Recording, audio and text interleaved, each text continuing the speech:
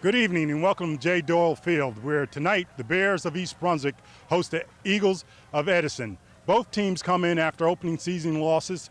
The Bears to Piscataway 35-0, and the Eagles 42-6 to Saroka. With me tonight to do play-by-play is Ken Saroka, and Ken, something's got to give tonight. Something's got to give, but Marcus Borden, the coach of the Bears, is not down, and neither are his players.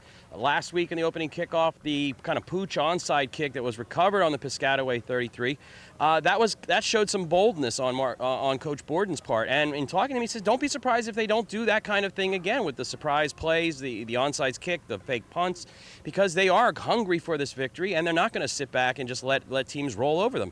Last week against Piscataway, it was only 14-0 at halftime.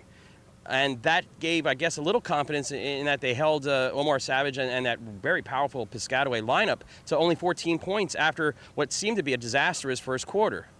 Ken, I think this is a team that needs to score first. They need something to get them excited. I think that's important. Unfortunately, they opened up with a tough team like Piscataway last week, but they need to get on the board. After a tough year last year, they need to get a victory, but they need to get a score early. And that's the key here, too. Last year, during the many losses, they were getting jumped on early, and you look at the end of the first quarter, they were down by 3 touchdowns, 4 touchdowns at some points.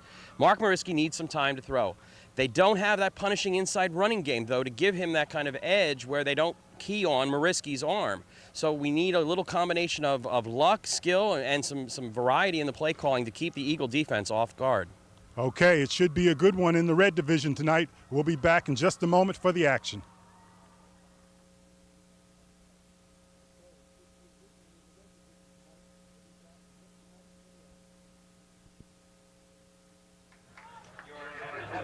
And good evening and welcome back to J. Doyle Field, home of the Bears, East Brunswick High School, as they host the Eagles of Edison. I'm Ken Saroka along with Phil Hill. And a beautiful evening here at J. Doyle, just a light breeze blowing on a beautiful evening. And Ken, I'll tell you, as you look out there, you see those captains, Mark Mariski, Mark Mariski, Joe Alexander, Alan Greshold, and Mike McCarthy. And I talked to Harry Morris earlier in the year, and he says we got a good bunch of kids this year, and I think that's signified by the people that they have selected as captains. And two of those names you mentioned last year missed significant blocks of time, Groschholz and McCarthy. McCarthy injured his elbow severely in the J.P. Stevens game, which was in September of last year, missed the remainder of the season. A couple of big horses for the O&D lines there for Coach Marcus Borden. Okay, it looks like the Bears going to kick off, and the Eagles are going to receive. And this might be. I mean, like I said, I talked to Coach Marcus Borden. He said that they're going to try this stuff. They are not going to. He's trying an onside kick right here. Yeah. We'll see. We'll see. But again, officials conferring at midfield. Just my feeling is that they may not need to surprise this Edison team as much as they might someone else. The element of surprise here. I think they feel they can play even with this Edison team. So we'll take our chances, kick the ball away, and hope our defense holds, and then let our offense get on the field. Relatively healthy East Brunswick lineup. The only major injury, Robert Alexander, you see there on the crutches on the sideline. Patrick Bean, number 14, will tee it up for the Bears of East Brunswick as they kick from right to left on your television screen.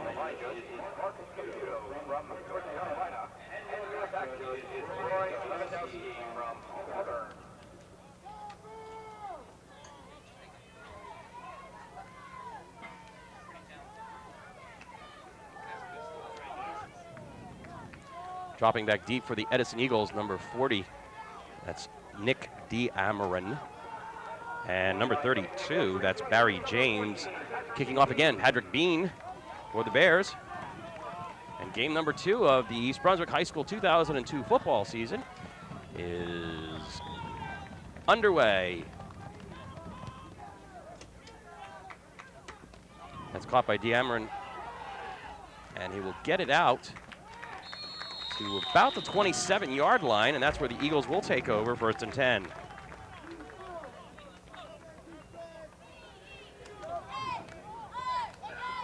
And right away, the Bears are going to want to set the tone here.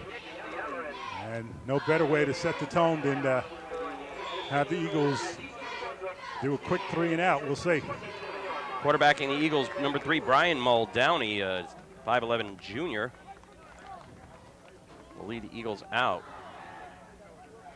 One back behind him. Wide receivers split. It's a halfback pass going deep and wide open behind.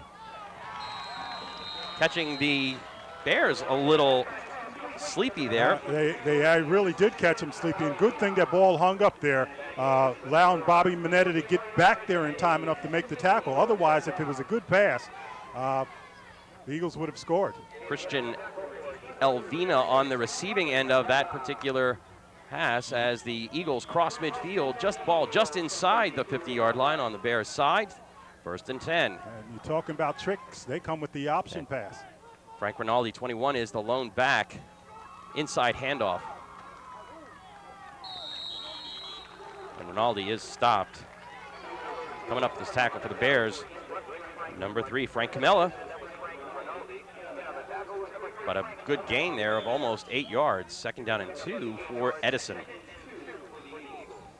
You see that the Eagles are running that wing T, and if that looks familiar to you, Ken, Cerebral runs the same thing. Actually, they do the same thing every play, but they do different things off it. Let's watch it. Inside handoff and across the 40-yard line for the Eagles. So the Bear defense has to be set. What is actually going, and they'll line up in the same sets. And I see we have a timeout for a measurement. Looks like the ball is just inside the Bear 40-yard line. Markers are across the other side of the field. The chain gang will bring it out. And it takes a little time for the defense to get settled. Like I said, they come out the same way each time, the same motion and whatnot. They just do a lot of different things off it and whatnot. Pretty soon, the Bears should settle down. Calling defensive signals for the Bears, number 44, Joe Alexander.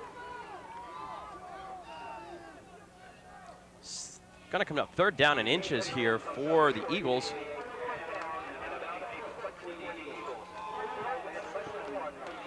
Bears defense looking to stop here, about 3-4 inches maybe needed for the 1st down.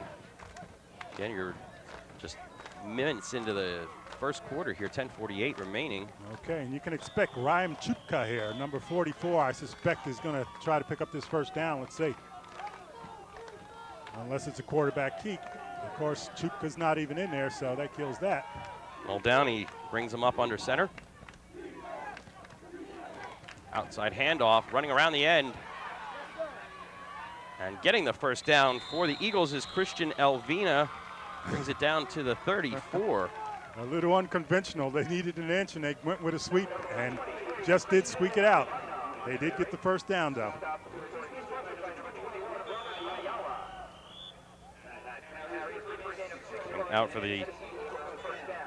Coming out for the Bears, Brian Campbell, 68. 1st and 10, Edison, ball on the 34-yard line. Inside handoff. Inside handoff, that goes to 21, Frank Rinaldi. Looks like 25, Doug File, I think it was, on the tackle coming inside. Well, you got Alex Delaninko coming in off the bottom of that pile as well. Alex played a good game last weekend on quite a few tackles. 2nd down and 7 for Edison.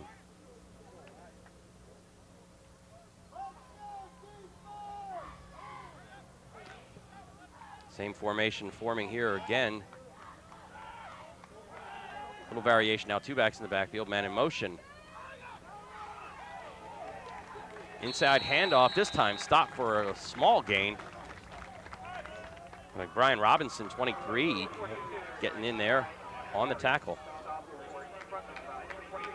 Big 3rd down play now, 3rd down and call it 6 for the Eagles. Ball on the 30-yard line. Stop here, probably force a punt. Little far for a high school field goal kicker to hit a 47-yarder. I think they'll probably hold on to the ball the way they're going should they not pick it up.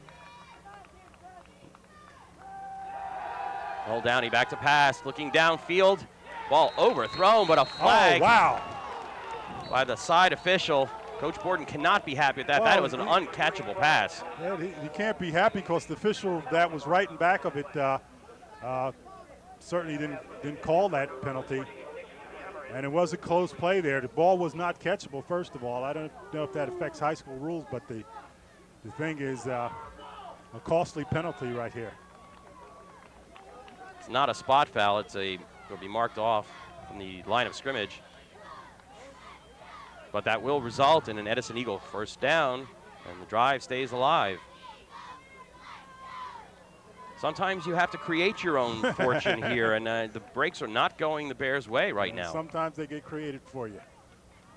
Ball will be spotted on the 25-yard line, 10-yard penalty mark-off. I'm sorry, that's on the 15-yard line, 15-yard penalty mark-off. Ball on the 15. Muldowney brings him up under center, wing T formation. Handoff inside, and coming around the end, that's Christian Elvina. He gets enough, it looks like close to a first down near the 5-yard line. Elvina on that sweep there and picking up good yardage.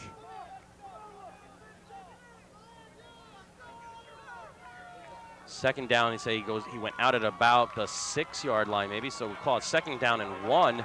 Ball on the 6.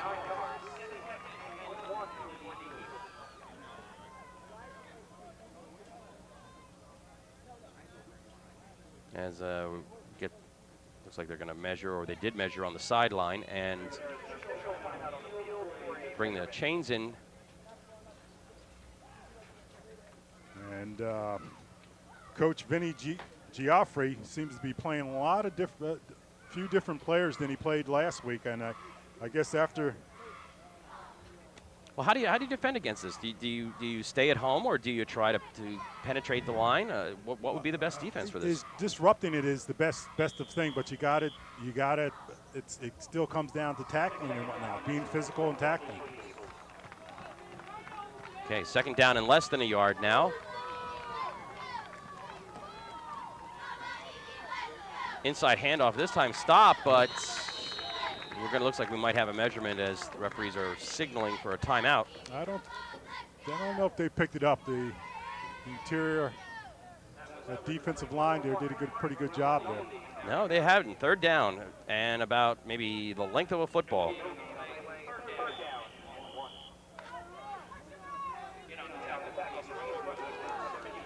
This is the first drive. We're coming to the 8-minute mark of the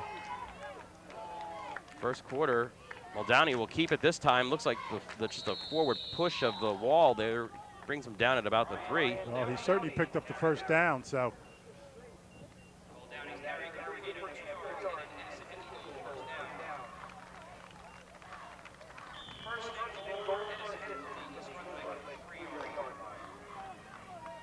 Schedule doesn't get any easier for East Brunswick. You're looking at the schedule next Friday night at J.P. Stevens. Mercy.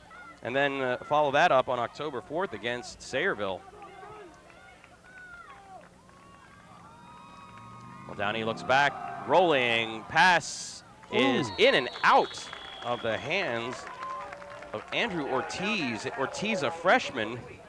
I'll tell you, Giaffre playing a lot of young players. Mark Mariski right on the spot there, and sort of helped break up that pass there. Surprised actually that the Eagles are passing right here. They've done such a fine job moving the ball down the field on the ground. Really surprised that they came out with a pass. Muldowney with Rinaldi in the backfield. Elvina in motion. Handoff to Rinaldi. He's spinning, and he will make it in for the touchdown from 3 yards out. Edison is on the board first, 6-0.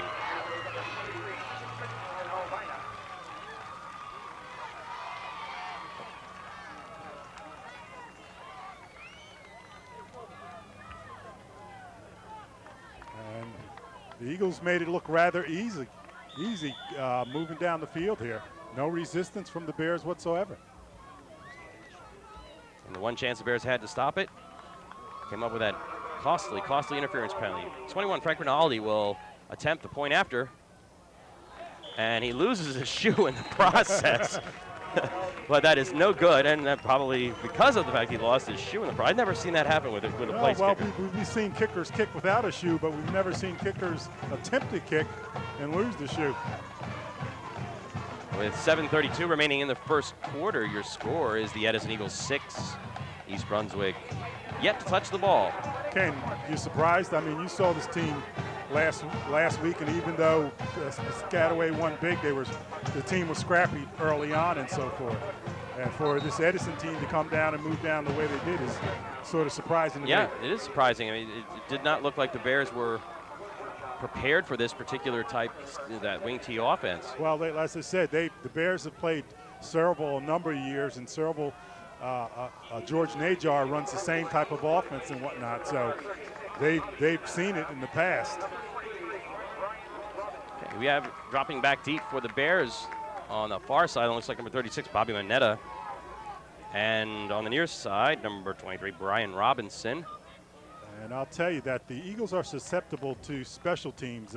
They had they had a punt return and a kickoff return against them last week by Cerebral. So opportunity for Bobby Manetta and perhaps Robinson to get something here. Rinaldi, who lost his shoe on the point after. Well, we got to wait and see what he does here with the kickoff. Who knows? He might lose a shoe and a stocking trying to boot it downfield. He looks like he has no. I think, well, he's got a different shoe on his right foot than he does on his left. Okay. We got a referee asking to tuck in his shirt.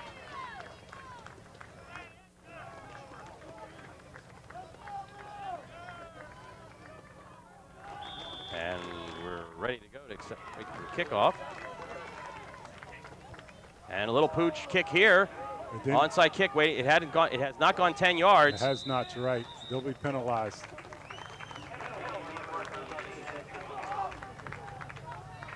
The Bears will take it right there, though. Yeah, why not? Yeah, why not? They'll have the opportunity to put it in play. Great field position. On the 47-yard line of the Eagles. And Ken, you talked about what the Bears have to do. They have to protect Mark Mariski. They got to give him some more time. Mark got beat up pretty bad last week. Matter of fact, he ended up minus yardage last week. They got to give him some protection up front there to allow him to operate, to get that offense going. And the big pass play last week that went for a touchdown was called back by a holding penalty. The only one. Penalty officially declined. We'll have a first down at the spot of the foul. That onside kick has to travel at least 10 yards before being touched, and it only went about 7. So the Bears will operate first and 10 on the 47-yard line. We'll set your offense up for you in just a moment. Mark Mariski again, number 1, your quarterback. Your wide receiver coming out to this side, Alex Danilenko. In the backfield, you have Alexander, Robinson, and Manetta, Wishbone.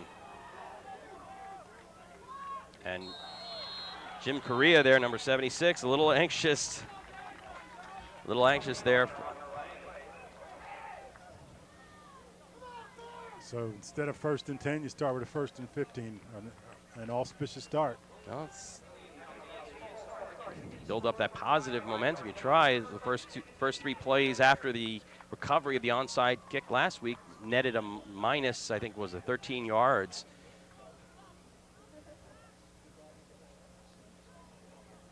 Number 83, Danny Fessel, the tight end on the far side. Again, Danilenko comes near side. Wishbone backfield, Alexander, Manetta, and Robinson. The handoff to Bobby Manetta, tries to break it outside, maybe 2 yards. I'll tell you, coming up with a big hit for Edison, number 34, Matt Gabriel. Edison doesn't seem to be a big team. Doesn't seem like they have the big defensive line or big linebacker core. Right. So the Bears should match up well physically. Second down and a long 13. Risky. The pitch to Robinson. Sweep. Robinson trying to find a seam there, tried to cut it through 2 Edison defenders, got back maybe to the original line of scrimmage of the 47, and that's about it. It'll bring up a 3rd and 10. And Joe Grippo, number 22 for the Eagles, making the tackle. Dwayne Schultz, 17, checks in with the play. Danilenko will check out for the Bears. Okay, you got to believe this is the first pass of this evening for Mariski here. And Danny Fessel, 83, the tight end, lines up on the near sideline. Robinson in a slot. Rolling. oh, Mariski rushed that pass, had Robinson on the far sideline, but overthrew him. well, you're right. Mariski did rush it. He had time. He really had no pressure on him. He was rolling out and just forced it a little too quickly. Doug File, number 25, the punter for the Bears, will come in. Ball on the 46-yard line. Back in single safety for the Edison Eagles, Derek Sahin, number 42. Looks like an all-out rush here against the Bears. Just getting it away, and it might have been tipped at the line, but it goes out of bounds only with maybe 10 or 15 yards. 30-yard line, they're going to say it went out. Generous spot there for the officials, as Mariski had put it between the arms of several Edison rushers. And I'll tell you, almost want to call a timeout here just to say, listen, fellas, hey, we can't allow what went on the first drive here. We got to do something to disrupt them, and do it now.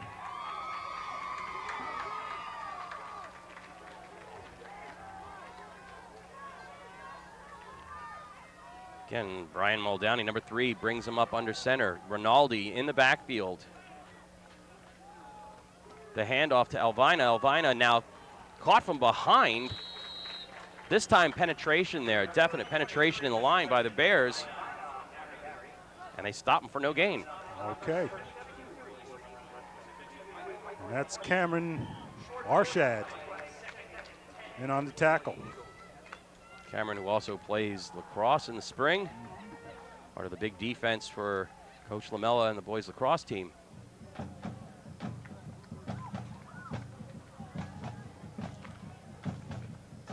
Second and 10, 5 minutes, 20 seconds remaining. First quarter here at J. Doyle Field.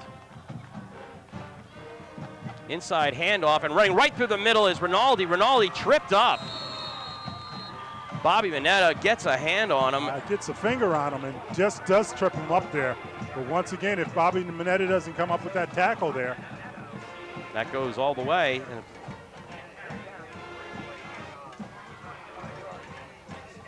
Gain of more than 20 yards, 22 on the play. Ball is inside Bear territory at the 47.5 yard line. First down, Edison.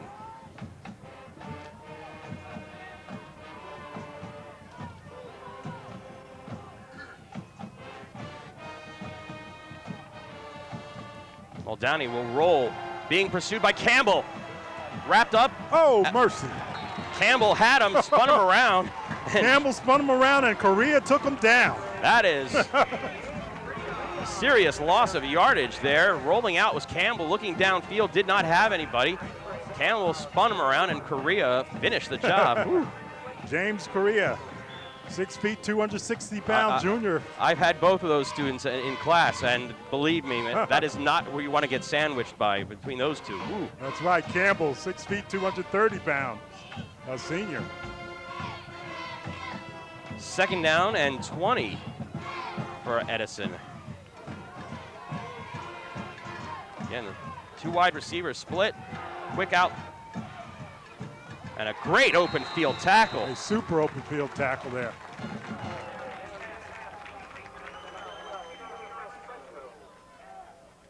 Tackle on the play there by the Bears, 21, Robert Ayala. Bob Ayala coming up there, big. Third down, 17 yards for the Edison Eagles. Bears looking for a defensive stop here. Mariski looks like he's coming in on a blitz. Now, pass intended for Pass intended for Derek Sahine. Incomplete. Looks like Muldowney rushed it just a little bit. He rushed it a little bit, but he had the pressure on. Give the Bear defensive line some credit there. They did put the pressure on, forcing Muldowney to rush it. For East Brunswick, 36, Bobby Mineta is in the lower part of your screen.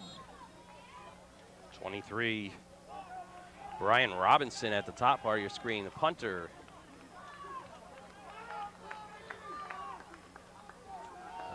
Can't read the number right now. That's 55. I think Dia Musley puts it up. It looks like he hit his own, hit the back of his own man. Ball's bouncing around. But once again, the Bears will get good field position as the ball rolls down to the 39-yard line. And Harry Morris is going berserk saying, get away from that ball there. That ball's not going anywhere. Get away from it. Reminds me of that play, what was his Thanksgiving game several years ago, Leon Lett. Dallas Cowboys. Oh. And as a Dallas Cowboy hater, I was sitting there laughing all the way. Well, I'm a Dallas Cowboy true fan here. Oh, okay. So. I was at Texas Stadium this past summer. I was down there on a baseball trip, but we took the tour of Texas Stadium. So I can say I have stepped on hallowed ground.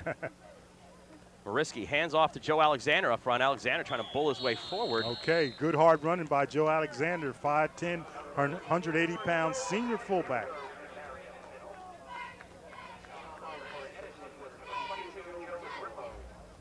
The Alexander family well represented. His older brother Tony played football, was also here last week at the game. I saw him as I was manning the concession stand. I was wondering whether they were related.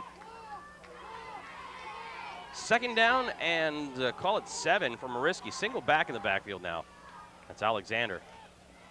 Mariski trying to run it on a keeper. Will pick up 4 of those 6 yards. 4 good yards and just shy, I think, of that first down. We'll see.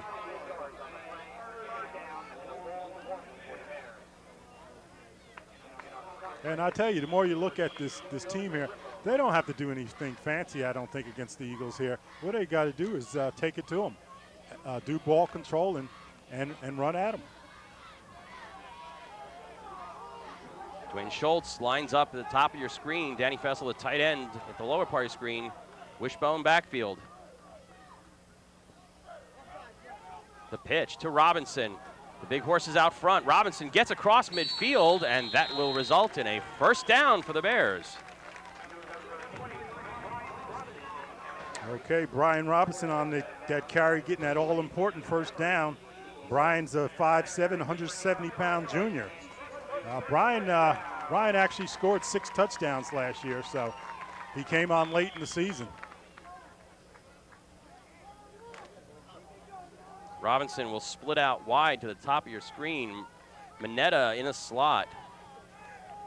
Schultz at the lower part of the screen. Mariski, play action, finds Danny Fessel, the tight end. Fessel stumbles, will get maybe a yard.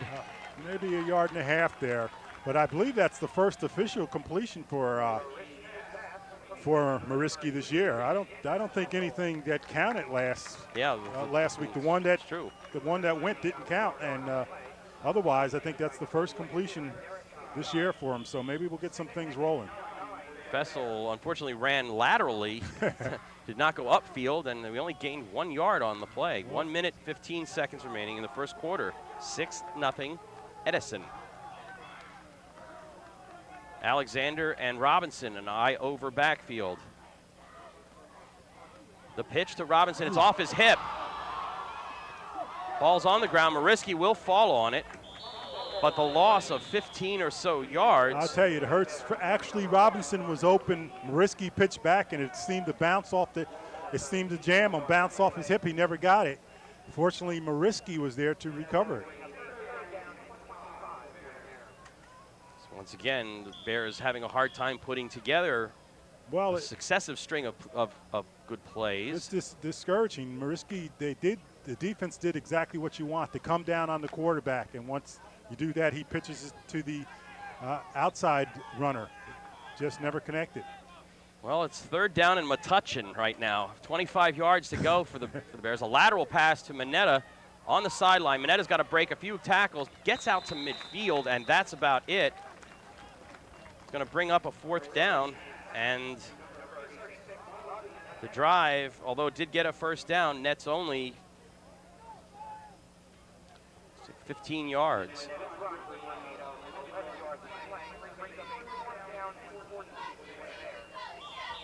And that will be the last play of the first quarter with our score. Edison Eagles 6 and East Brunswick Bears nothing. Next home game for the Bears will be October 4th as they host Sayreville. Mercy. And the Bombers, as always, seem to be loaded. They just seem, George Najar again just does a fine job over there. Of course, he has an awful lot of talent to work with there as well. They're having a hard time shutting off the horn there at the end. The big play on the scoring drive for the Edison Eagles was a pass interference call on a 3rd down. Looks like the Bears had stopped the Eagles, but kind of an uncatchable pass, but fortunately crawling up the back of the wide receiver is going to get that flag thrown on you. That kept the drive alive, and Edison managed to score. Rinaldi with a 3-yard run. Point after was unsuccessful. And that's how we stand after the first quarter, 6-0 Edison. You're watching EB Bears football on EBTV. I'm Ken Saroka along with Phil Hill. Second quarter action beginning. Doug File, 25, will drop back to punt in single safety. Derek Sehine, and we have a penalty on the play before the play even begins. And from the way the Bears are marching, it looks like it will be a procedure call or a false start against East Brunswick, marching them back 5 additional yards. File had 1 punt that only went for about 15 yards. It looked like it was partially blocked. In that case, Edison sent 10 men, and looks like they're going to do the same here. Coach Borden has a 3-man wall in front of Doug File. Snap is good. This time the kick is good, and we get a penalty on the play. Mercy, mercy, mercy. File did. That was a File should get a SAG card for that. I tell you. We'll see what the call is if it's running into or roughing. File did a fine job. I mean, he did get touched. He did get touched, and File went down. You see him holding his ribs. Maybe I'm wrong, or maybe he's still part of the act. I don't know.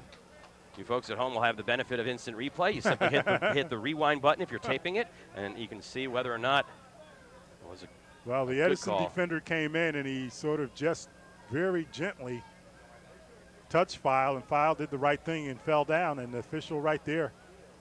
Well, if it's a 15-yard penalty and if it's not an automatic first down, give the Bears a 4th and 3 maybe, or 4th and 2.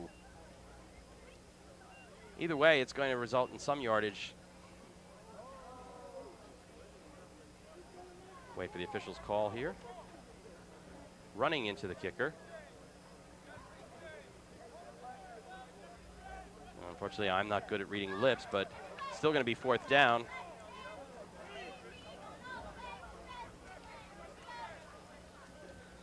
The minor infraction, it looks like, only a 5-yard. Right.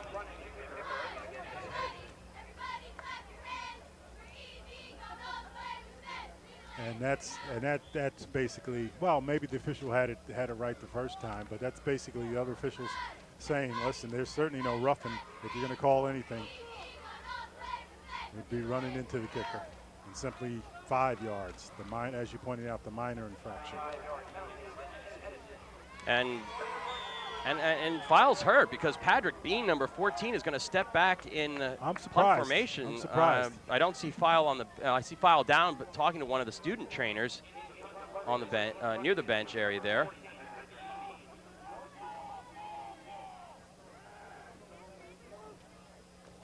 Bean, a wobbly end over ender. And I look from here that that touched Saheim touched that ball, well, or it looked like it touched the Bears, All but right. it didn't touch the Eagles. If it touched the Eagles, then the Bears certainly could have recovered it. And back to file, because I don't want to say the young man was faking if in fact he was hurt. You're right, he was checked out by the. And a little bit of a conference here. There's one official standing. He threw markers. If it did hit an EB Bear, it's going to come out to about the 21-yard line or 22-yard line. If it went untouched, it will go back to around the 12. But now they're discussing whether or not it did touch. An Edison player? It did touch an Edison player. Whoa.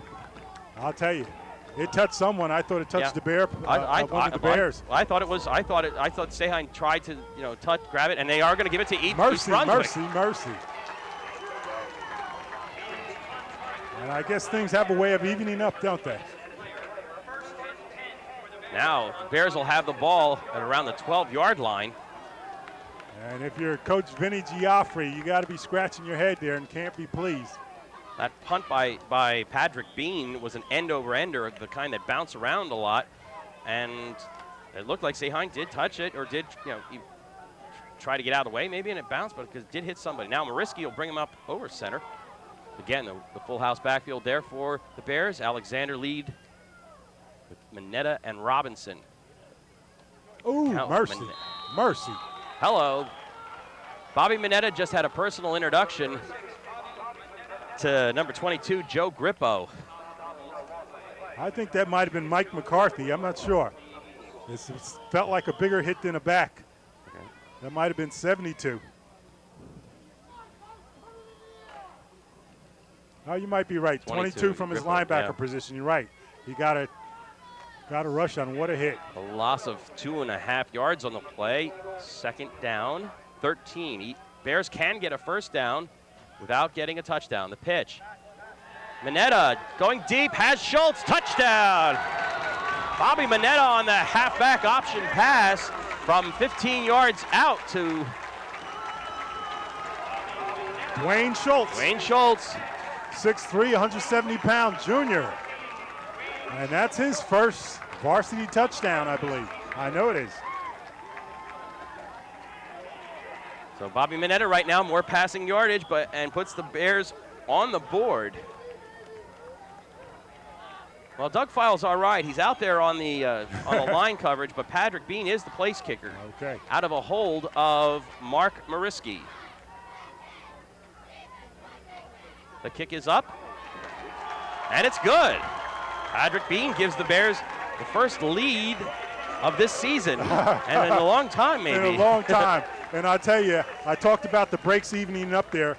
We talked about Edison scoring on that interference penalty here, and there's a questionable call here about whether it hit an Eagle player or a Bear player. Nevertheless, it's even up. Mariski comes down and throws the pass to Schultz, so the Bears do take the lead here.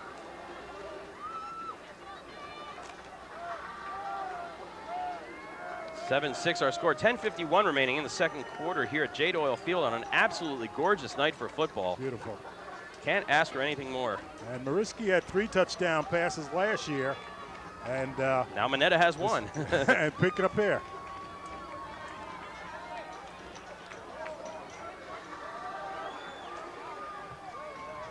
Okay. Yeah, Bobby Mineta on the halfback Bobby option. Mineta. Patrick Bean will line it up tee it up at the 40.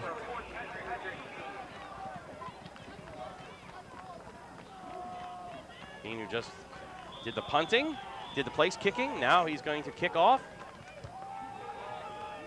We'll put it down. Ball will bounce and die right there at the 15-yard line. Picked up by Edison's number 40. A little indecision there on the part of the Eagles. That's for sure. Nick Diamarin wondering whether or not to pick it up. It's I got it, you take it. I got it, you take it. No, it's a live ball. Jump on it, get it. Boom. And Brian Robinson, the first for the Bears to make the tackle there.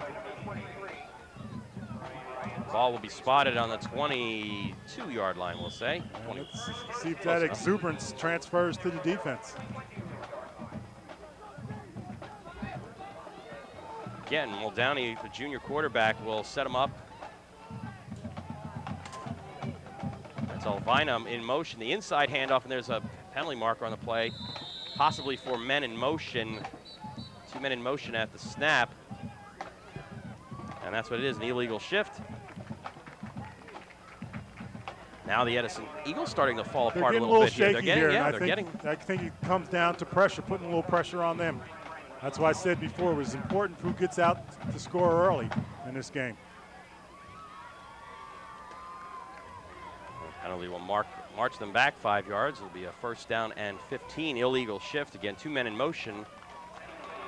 Not Canadian football rules where you can have unlimited motion, or XFL where you have lots of guys in motion, but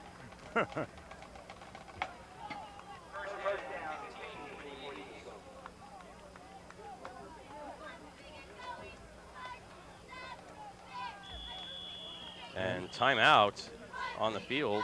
And I tell you, see Vinny Geoffrey.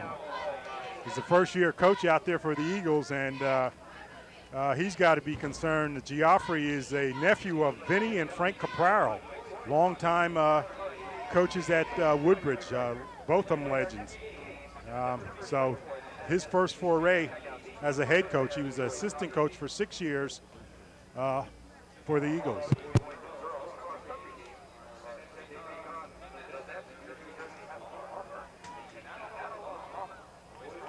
Next home game for the Bears coming up on October 4th. Friday night here again at J. Doyle Field against Sayreville. That's going to be a tough game. Whew. And then two weeks after that, the homecoming game against Bishop R. I have a vested interest in that. I'm senior class advisor, and we're doing all our decorating plans now for the homecoming. That's always a fun time. Always a fun time.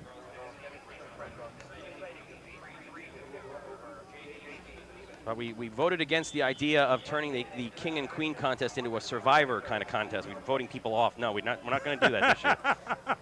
It's big time. It's what's happening. Big time, yes. Okay, 1st and 15, Muldowney. Inside handoff. That looked like Elvina, 23. Smothered in the interior part of the Bears defensive line. And James Correa in on the first hit before his partners came. Give him 1 yard on the play. 2nd down and 14. Bears could use a stop here, get the ball back in excellent field position.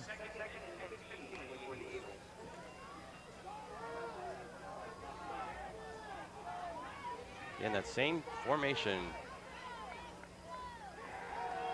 Pass and knocked down. Delanenko. Good penetration, as there were 3 Bears defenders in the backfield. They're pursuing Muldowney. And Alex Delanenko, number 11, the primary tackler. Loss of 2 yards on the play. Now it's a 3rd down and 16 or 17 maybe. Call it for the Edison Eagles. Big stop needed here. And if you're the Eagles, you need big yardage, but you really don't want to pass from here. Dangerous territory to pass. Inside draw. And smothered. That's Elvina again. He'll get back maybe to the 20-yard line. And Joe Alexander, the linebacker, coming up and laying one on him. 4th down, and again, the Bears will get good field position. Bobby Mineta drops back along with Robinson. They'll set up right around midfield. The punter for the Edison Eagles, number 55, Dia Musley.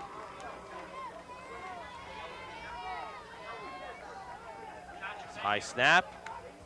Has a little problems with it, but a nice spiral kick coming down in the direction of Robinson, who falls over as catching when he was catching it. Actually did a good job to hold on it. That ball sort of died on him, and he held his ground and kept his eyes on the ball. Nice catch.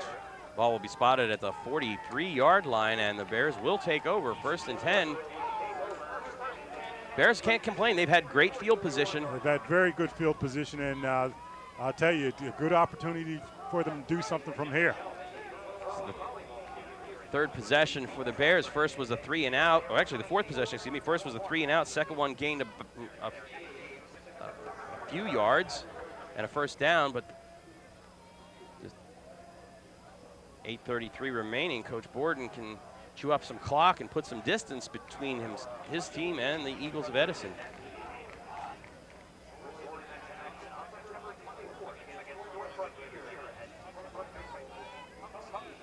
Kind of a quiet day tomorrow on the Bears athletic calendar. There's not much going on. Cross country has, looking here, cross country has an invitational event. But everybody was in action today. Boys soccer was in action against Westfield, girls soccer, field hockey, and now here football. Mariski will line them up. Alexander, Mineta, and Robinson in the backfield. The inside handoff to Robinson, who gets through everybody. He turns, he splits the corner, he's gone all the way. All the way. 43 yards, no flags. Woo. Wow. Mercy, Brian Robinson. And for the Bears, it's almost like breathing right now. They can exhale. You know, they've been waiting for an explosion like that, and here it is. Well, Robinson got through the first wave and then found a seam and cut it back outside. Ran down the sideline untouched, 43 yards. Wow. And I talked about Robinson, came on late last year, had some big games against Perth Amboy, and Woodbridge had more than 100 yards. So finally getting in gear here. Mariski will be the holder, and Patrick Bean will line up the extra point.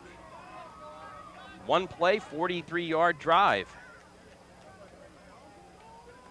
The placement, the kick is good. East Brunswick 14, Edison 6. And you hear the Bear fans, they're really happy to see some scoring here. I'm looking across the field by the scoreboard to see if I see my buddy Tom Lyons. He knows it's been a dry spell for a while, so he's making some noise about now. Been a while, certainly. Whew.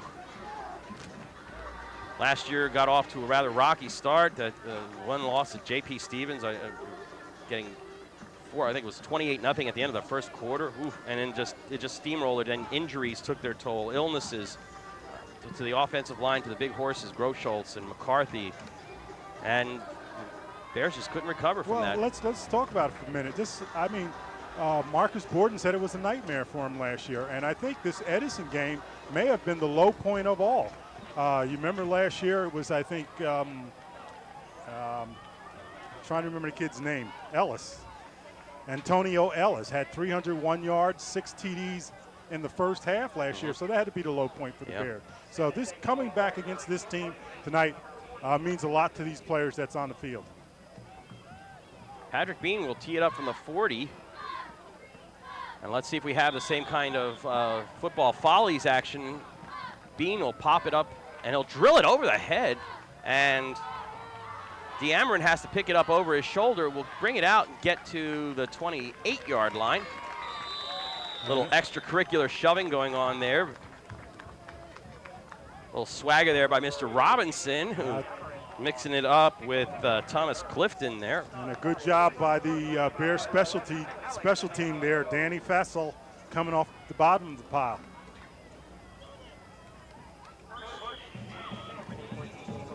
Muldowney now take charge, 29-yard line. Rinaldi in the backfield, directly behind him. That's Elvina in motion. The handoff to Elvina will try to get around the end. He's met and tackled. Mark Mariski, great tackle. And you can sense that there is that swagger coming back right now. The swagger's coming back. Mariski appropriately stayed home this time. And you asked me before about this wing tee, what you have to do. Apparently the Bears have settled down defensively, not being fooled by all the motion and whatnot, keeping their assignments and making the plays.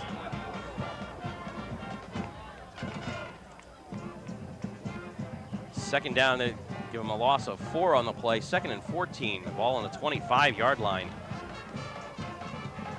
The last 2 Edison drives have gone backwards. Muldowney again, same backfield. Elvina in motion. Now a fake, a trap. Almost like a counter there. Right. That's Nick Sehine, or Derek Sehine. On the inside handoff, a gain of a yard. Once again, the Bear defense doing a good job. Well, if you look above the light stand there, what do you see, Phil? A full moon. A full moon. Anything can happen tonight. A beautiful full moon. 3rd down and 12. Once again, Bears looking for a defensive stop to get possession in good shape here. 9 men in the box now. The Bears coming after Muldowney. His outlet pass and tackled for a loss or a gain or a small gain. Robinson out there on coverage. And again, Brian Robinson doing the job there. The Eagles not able to pick up anything, and they'll have to punt. Rushing 9, Coach Marcus Borden gambled there, and the speediest defender, Brian Robinson, who just scored the touchdown, caught the Edison running back from behind, gain of only a yard, so it is now 4th down. Mineta and Robinson drop back right around midfield to receive the punt for Musley. Had another herky-jerky kind of motion on that. Mineta loses the football. Mariski, though, dropping back and picks it up on a bounce. Mineta trying to field that and run. Got stripped. And I'll tell you, how many times can Mark Mariski be in the right place at the right time? It's the 2nd time on a potential turnover that Mariski's right there to recover. And the smart play by Mariski, he didn't try to pick it up and run with it. Amen. Ball will be spotted on, again, the 42-yard line. Great field position for the Bears. If we charted it, I think the average would probably be around their own 45. Danilenko will split out wide to the top of your screen. A little bit of a different look there as a pitch goes to Robinson, trying to get around left tackle. Good gain there by Brian Robinson as he picks up 8. A little different look there. Chris Riccio was lining up there as the fullback, the up back in that particular set. Michael Aswani, number 14 for the Eagles, in on a tackle, but the Bears think they found something with those sweeps there, and you can expect to keep seeing them probably going to each side here. Danilenko will split out to the bottom part of your screen. Again, same backfield. Riccio, Mineta, and Robinson. Handoff inside to Robinson, gets the 1st down yardage, is still on his feet, and will drive him inside the 40 of Edison. I'll tell you, just good running there. And you can tell that the Bears have loosened up and they're ready to put it in full gear there. Well, they're taking advantage of Robinson's speed. Right. He's not going to be a between the tackles runner. No, I think again you're going to see more sweeps up and everything. I think you're going to see him perhaps come to this wide side this time. Schultz, the recipient of the Mineta touchdown pass, will split out to the top of the screen. Robinson splits out to the bottom. 2 backs, Riccio and Mineta. The inside handoff to Riccio. Chris Riccio pulls his way ahead and picks up 8. And they got the Eagles off balance right now. Good variety of play calling by Coach Marcus Borden. Timeout. Edison will take their 2nd timeout.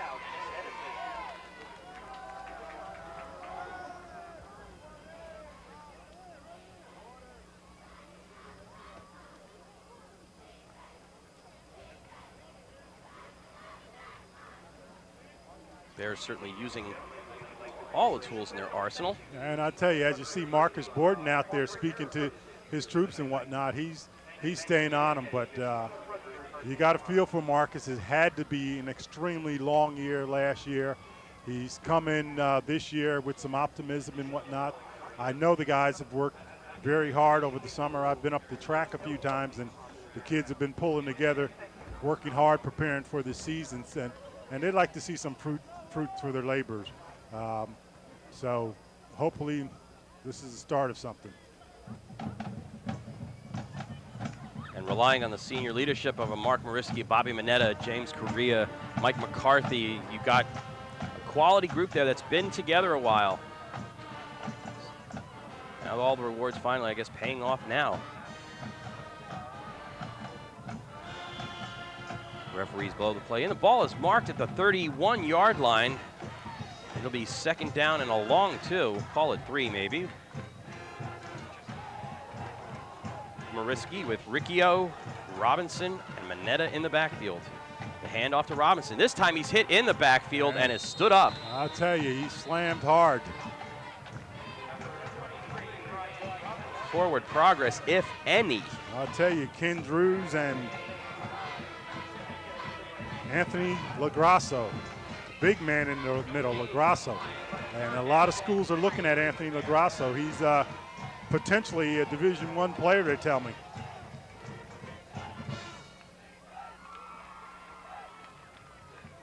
No gain on the play. Third down. I think it's safe to say we're in 2-down territory. Only 3 minutes and 55 seconds left to go in the first half. Sure. Robinson lines up in a slot right. Mariski rolling, under pressure, and is tackled for a loss of 15 yards. I'll tell you, and he's going to see number 22 in his sleep. I don't understand that call. I hear you. Joe Grippo, I said Mariski's going to see Joe Grippo in his sleep because Joe Grippo has been in on quite a few tackles there. Ken, you saying that why were they? I don't understand that. You have two potential plays to get 3 yards, and you've been successful running off tackle, running up the middle occasionally. Riccio, I don't understand that. And you take yourself out of contention there. And give Edison the chance to have the ball with 3 minutes left to go. Patrick Bean is back to punt, so File's injury, although minor, is going to prevent him from resuming his punting duties, and the ball goes through Patrick Bean's legs. He's going to run with it. Oh, and he gets it off. Oh, and a fumble.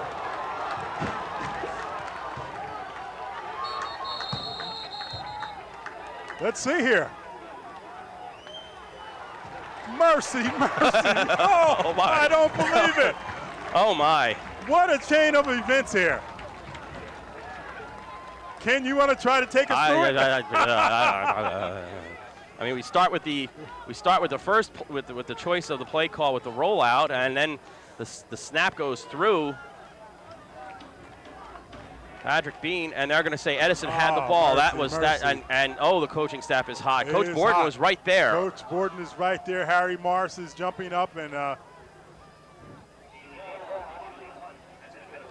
And there's a difficulty because if there was no official right there to make the play. Everybody's looking at each other like, did you see it? Did you see it? Did you see it? And came in sort of late there. And one of the Bears came out with the ball and said, here, I got it here. And, oh, my. Well, still it didn't end up too badly for the Bears when you think about it. That the ball had actually, they could have been tackled for a great loss, and nevertheless they have the Eagles on their own 23.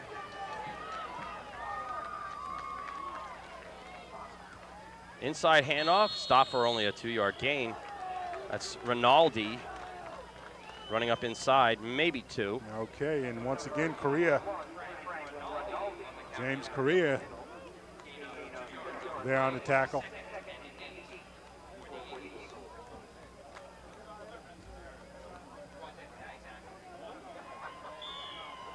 Coming up on 2 minutes and 10 seconds left to go in the first half.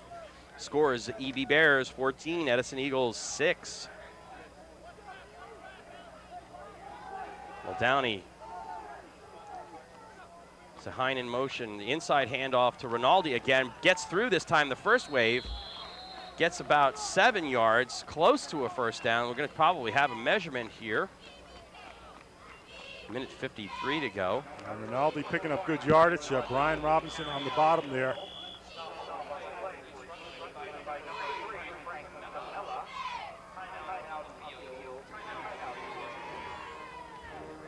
Measurement, chain gang will come out.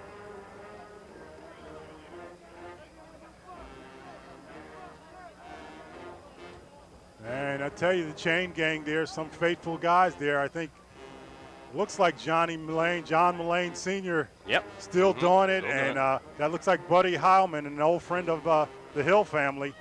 And Heilman, you see that guy out there? That was a ball player.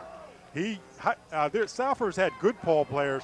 He was that short from being a great ball player for South River. He just had a problem with cramps. Of course, his dad, longtime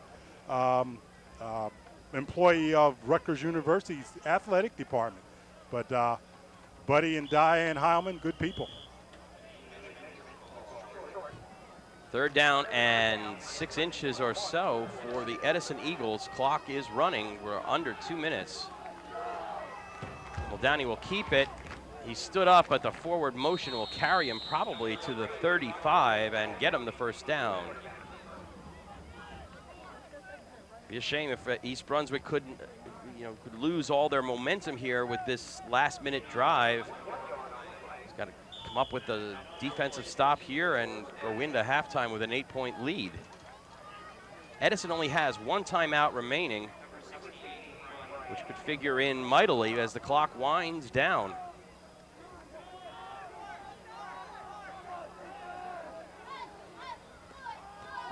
Well, Downey is sacked for a loss. Looked like he was trying to hit Sehine, who was coming out of the backfield on a quick hitter. And who else but James Correa, once again, number 76. Hurry up offense set here. Loss of 6 on the play. 2nd down and 16. Muldowney back to pass again. Penalty flag thrown. Ball is loose, but incomplete. Mariski on the coverage of Sehine. The close sideline official, line judge here, threw the flag. Coach Borden waving his arms to wave off the penalty if it is against the Eagles, force a 3rd down. Clock stopped with 52 seconds remaining. Illegal procedure against Edison. So they may decline, let's see. Could have been that they had only 6 people up on the line of scrimmage. Now they pushed them back.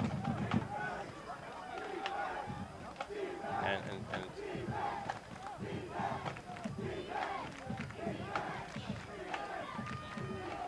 penalty is declined. Okay. Brings up a 3rd down and 16. Ball on the Edison 28-yard line. They have to get it, or excuse me, the 28-yard line. They have to get all the way to the 44.5. Do they dare put it in the air here?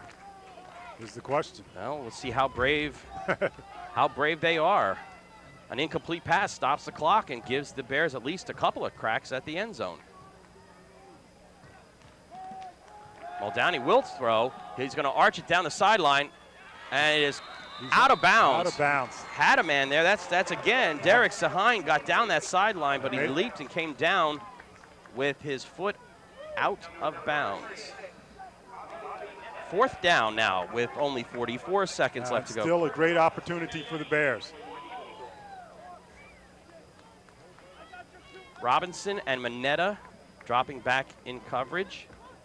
I don't know what Patrick Bean's range is for field goal, but we can assume that high school kickers got to be inside the 35 for a good shot.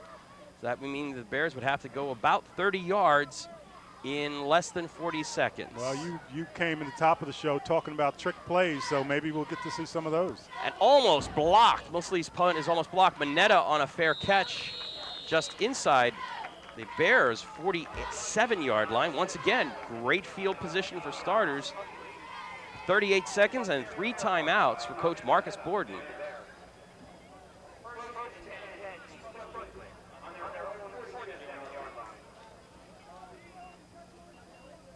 Bears have to go probably 33, 35 yards.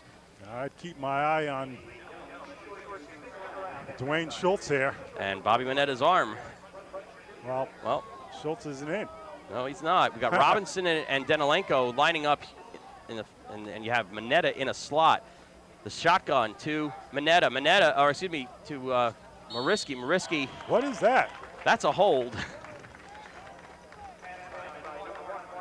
Robinson had his jersey held by the defensive back there. That's Sehine, 42 on the coverage. And that flag just sort of floated in there. Not allowed to throw. Not allowed to put a lot of, those beans or BBs in there anymore after that one incident in the NFL. Where they put a guy's eye out practically. Yep. Here. Well, I think it was Orlando Brown or the Cleveland Browns who got hit. You're good. You're good. I'm telling you. Give it offensive pass interference, 15-yard mark off. There's half the yardage that they would need for a potential field goal attempt. 33 seconds remaining in the second quarter. Chains will be moved. It'll be 1st and 10.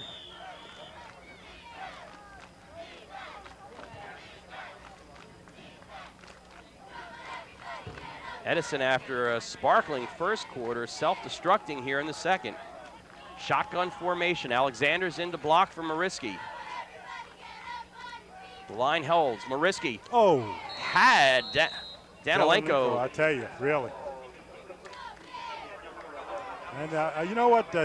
Mariski's not used to having time as late. He got beat up pretty bad last week, so consequently, he's ended up rushing his pass when he really doesn't have to. He has more time.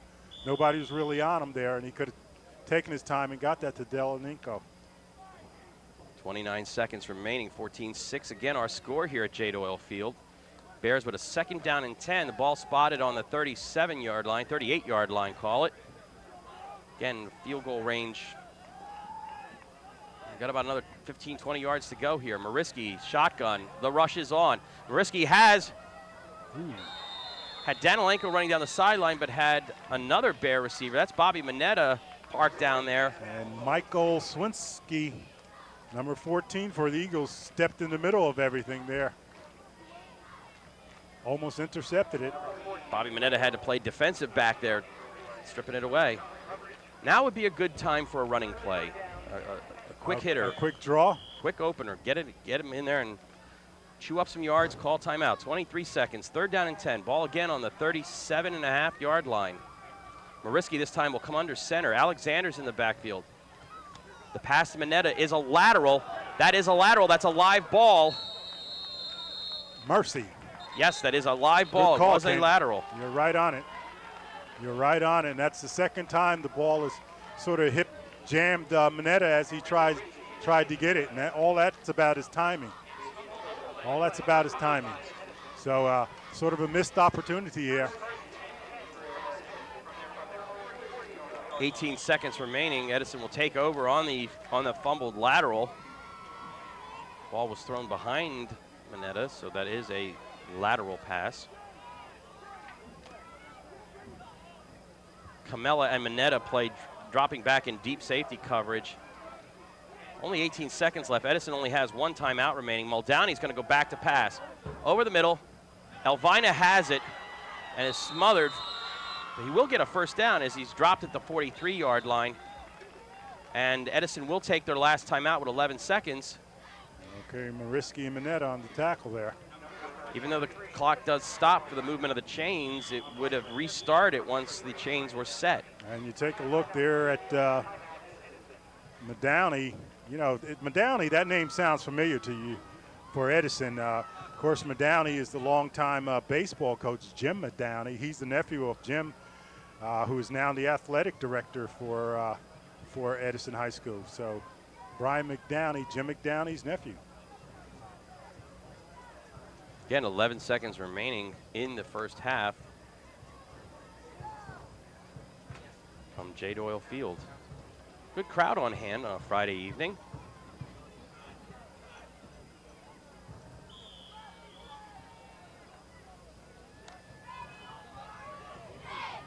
Well, 1 play to go here. If it's in bounds, it's going to be the last play. So Camella and Mineta dropping back deep and sacked. Or they're going to say it's an incomplete pass.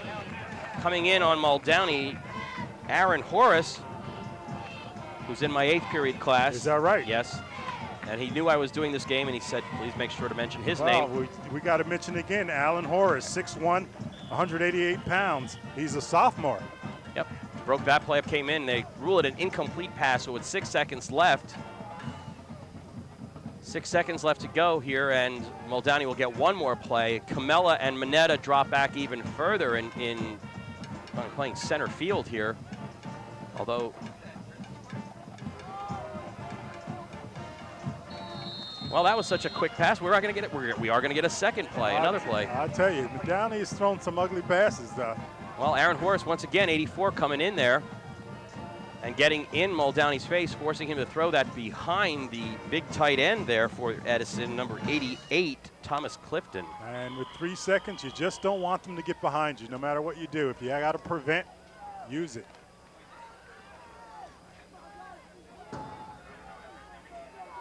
Once again, EB, 9 men up on the line, 2 dropping back in deep coverage. And that pass goes sailing over the head of the intended receiver, Adam Tebald. And that is halftime. Our score, yes, indeed, East Brunswick 14, Edison 6.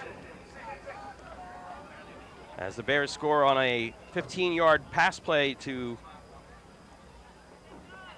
15-yard pass play to Dwayne Schultz from Bobby Mineta, and a 43-yard run by Brian Robinson, who was untouched after Edison got out on the board first with a 3-yard touchdown run by Frank Rinaldi. We'll be back for second half action shortly, so don't go away.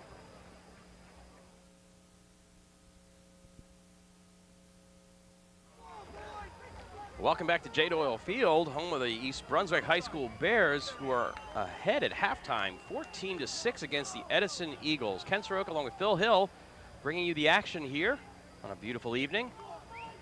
And Ken, I'll tell you, you saw them as they came out. They're fired up, and why not? That's got to be a good feeling to be in this position here, and to know that you probably can take this game if they stay consistent. Well, they dodged a couple bullets. It hasn't been a perfect game. There's been some sloppiness, but they've dodged some bullets and got a couple of breaks going their way after a first quarter that saw Edison have a drive stall around the East Brunswick 30, but get the benefit of a pass interference call that moved the chains and kept the drive alive, which ended up in a 3-yard touchdown run by Frank Rinaldi to put the Eagles up 6-0, point after failed.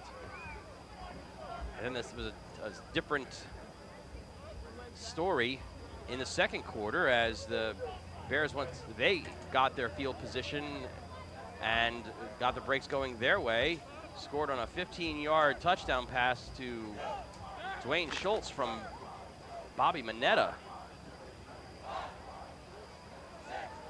And then later, a 43-yard run by Brian Robinson, untouched, to cap the scoring for East Brunswick at 14-6.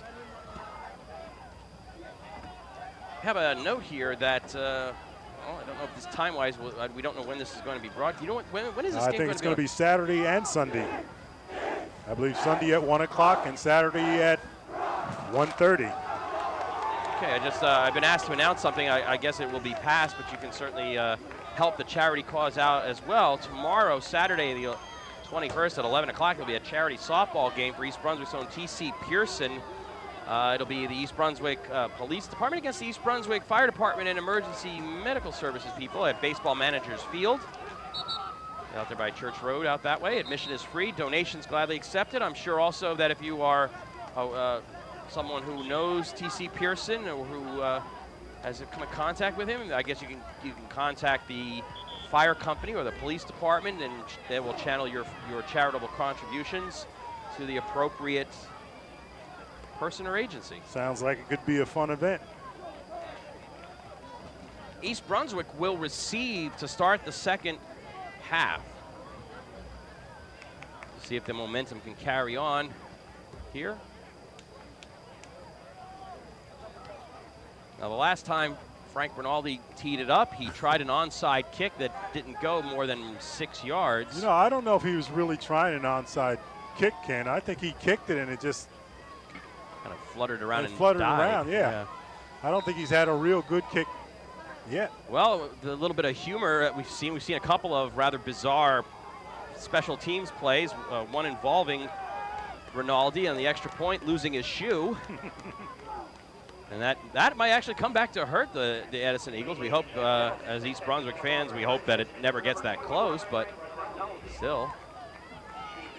Rinaldi, 21, will tee it up at the 40. You have Bobby Mineta, 36, at the top of your screen to receive, as well as 23, Brian Robinson, at the lower part of your television screen. Again, welcome back. It's East Brunswick High School football action, looking for their first win of the 2002 campaign. Okay, Rabayella and Delalenko, the short guys here who also can take it back.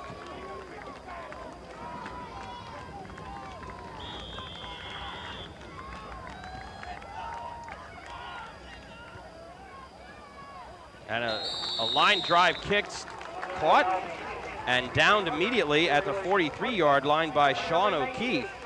And Ken, the only thing I can tell you is that maybe the Eagles are still shell-shocked from last week when they've had both the punt and kickoff return turned on them and whatnot, but they ended up giving the Bears awfully good field position.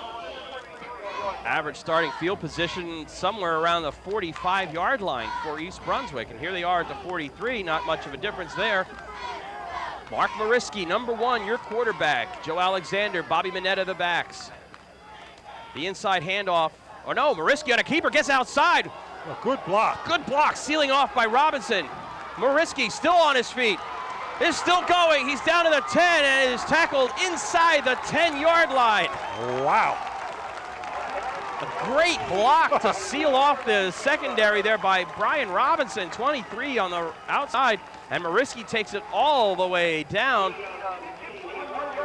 to the 9-yard line, it looks like. Wow. I say it again, it's like exhaling because you've been waiting for something like that.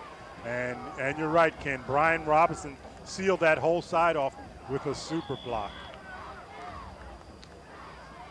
Ball spotted on the 9, or I'm sorry, it looks like the 7-yard line. Ball on the 7. Mariski under center, the inside handoff to Alexander. Rumbles his way down to about the 2. Okay, Joe acting like the fullback that he is, slamming up in there and picking up some good yardage. 2nd and goal to go. Ball spotted just outside the 1-yard line. The Edison Eagles put in a very, very deep hole right away. The poor onside kick, and then the first play from scrimmage being a long gainer. And you got to think Alexander might get it again. Let's see. Wishbone backfield, Alexander, Minetta, and Robinson. Long count by Mariski, the pitch, and Robinson on the outside. Trying to get around outside, gets the block and brings it in. East Brunswick touchdown. And I'll tell you, I was talking about Alexander, but he was out there on that sweep making a good block as well. And less than a minute into this second half, East Brunswick extends their lead. Okay, Alexander and Minetta out on that sweep, but making some good blocking for Robinson. Patrick Bean, number 14, will line up the extra point out of a Mark Mariski hold.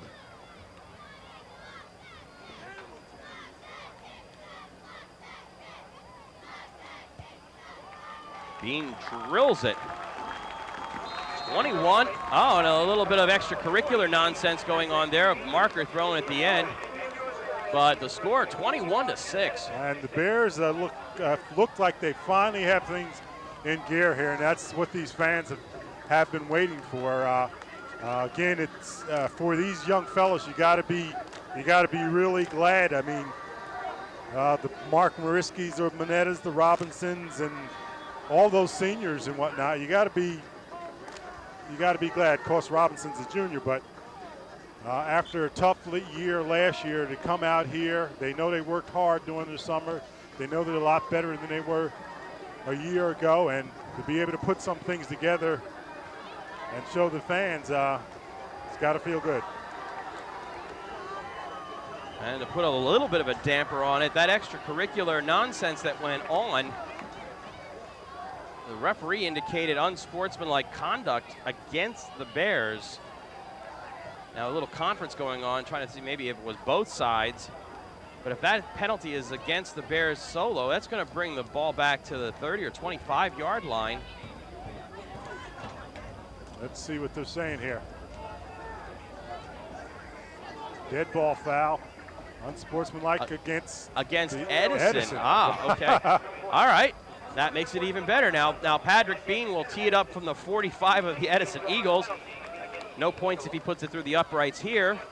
But again, Edison burying themselves with mistakes. And the field position game, once again, hurting them.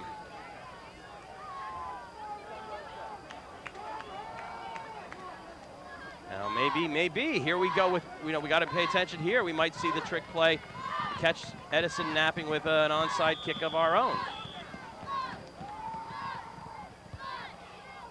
A little pooch kick on the sideline.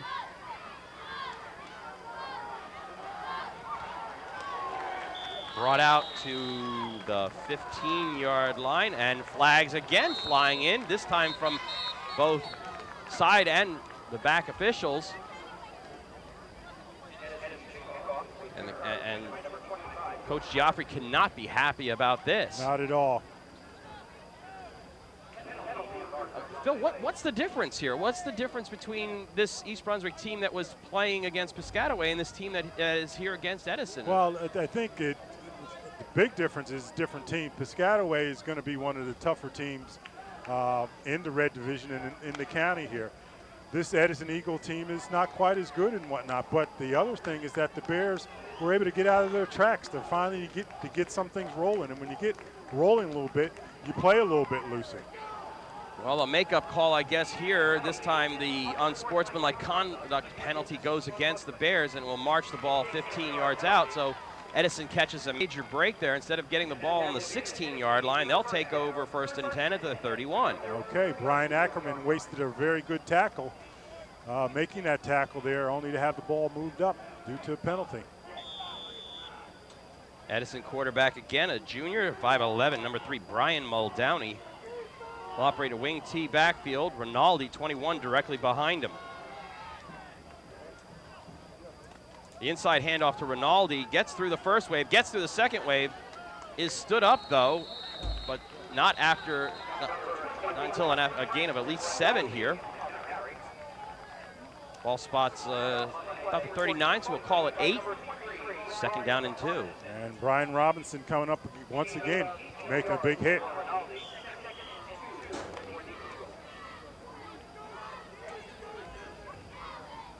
Muldowney waiting for the play to become late, arriving play.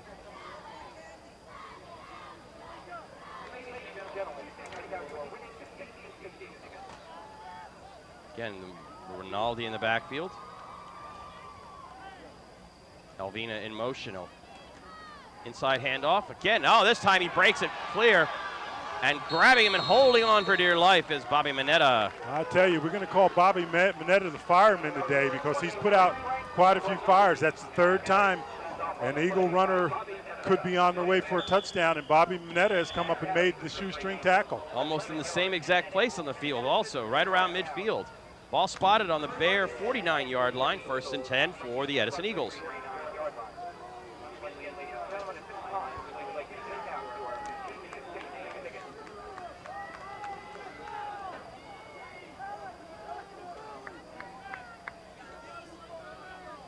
Handoff again, straight up the middle this time for Rinaldi. Bears stay at home well on defense there and snuff it out after only a 1-yard gain.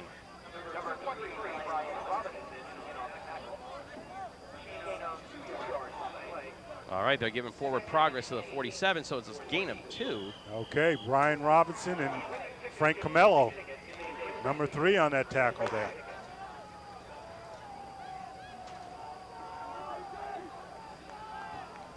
Downey drops back, option, the pitch to Alvina, has some operating room on the outside, dragged down on the far sideline, but not until after a gain of about 7 again.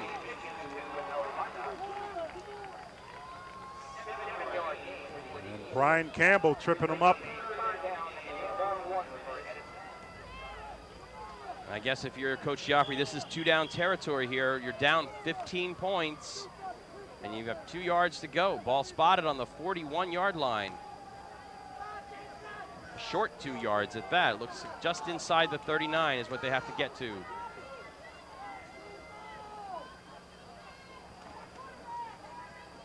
Inside handoff. Rinaldi breaks free, gets through the secondary. And picks up enough for the 1st down and good more. hard running by Rinaldi there. Kept those legs turning. Picked up that all-important 1st down.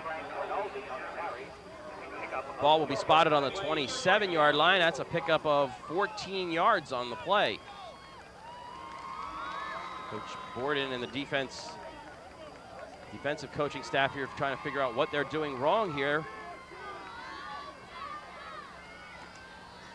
And if they're going to keep pounding it up the gut, that's Rinaldi again. And Joe Alexander coming up to make the stop there.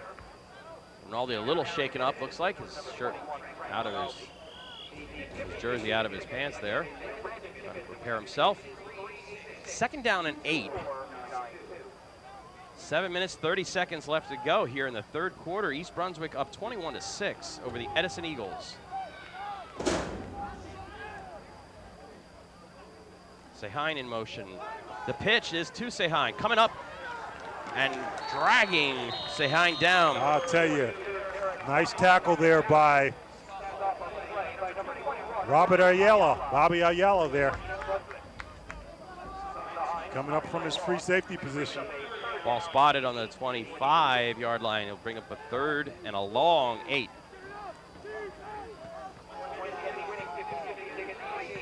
Rob Ayala.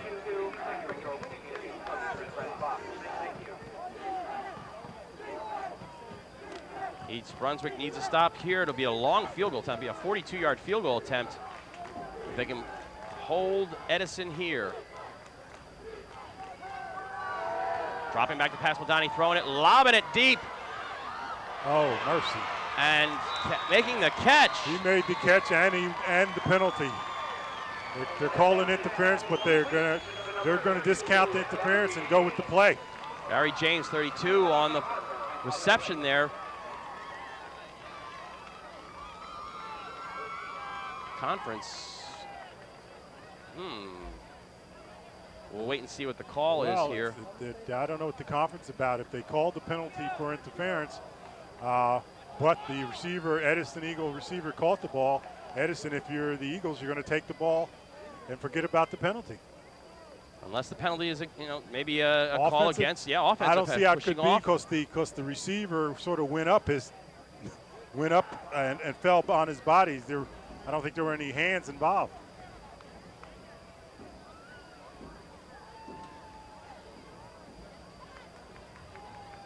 A long conference here.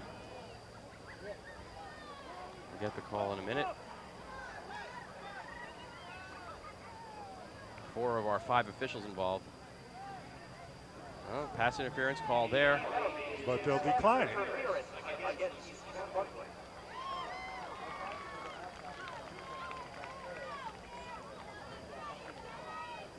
Barry James got behind the first line of secondary coverage and managed to find the little seam, and that pass was up there quite a while. That was quite a while, but they'll take the play. Much to do about nothing.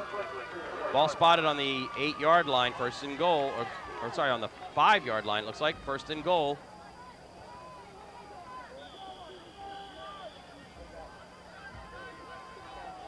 Muldowney under center. The inside handoff to Rinaldi.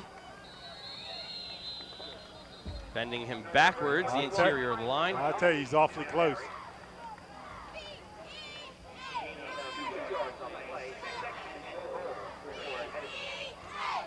Ball spotted, maybe the 3-yard line at best. And Mike McCarthy coming up from the bottom of the pile there, but that interior line did a good job there.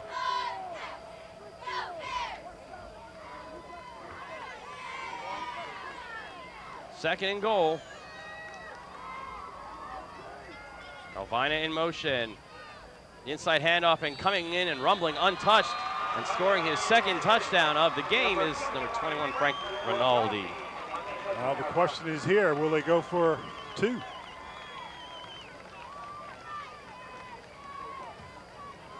Well, if Rinaldi can't get his shoelaces fixed, I think maybe they will. Well, they requested the ball on the far hash mark. It looks like they are going to go for 2.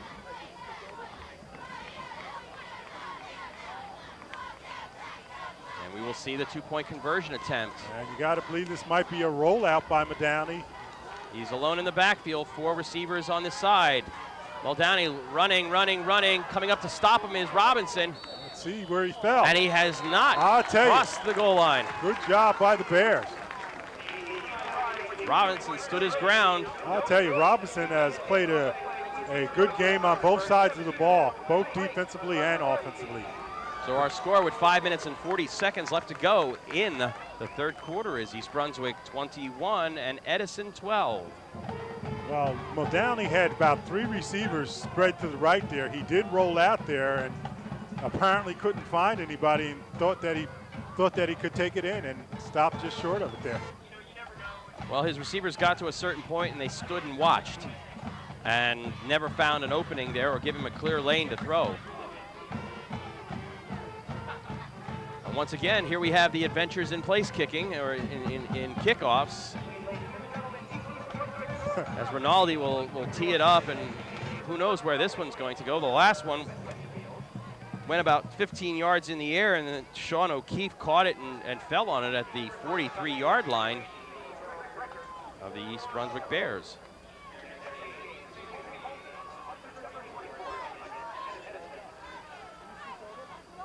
Back deep for the Bears, 23 Robinson, 36 Mineta.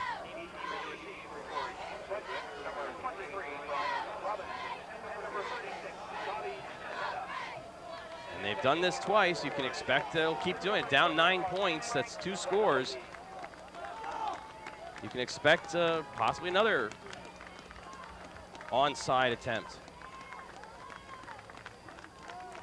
Ball must reach at least the midfield stripe in order to be a live ball.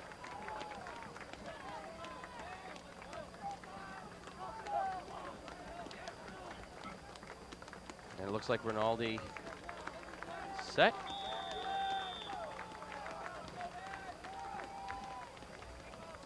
Oh, and another pooch punt. This one's going to take one of those funny hops. And they got it. Yes, Edison has recovered. Well, you know, the Bears weren't, you know, despite all that, they weren't expecting it. They didn't have their all hands team there. If you saw the guys who were there, they're mostly linemen there, numbers in the 50s and so forth. And Edison was looking for the break, and they got the break there. That ball had an awful lot of spin on it. Awful lot of spin, and apparently we've been ribbing them all night about their kicking ability. Apparently it's by design, hoping to get something. Rather than face a run back, we'll take our chances on trying to recover it, and they did. Edison will take over 1st and 10 on the 38-yard line.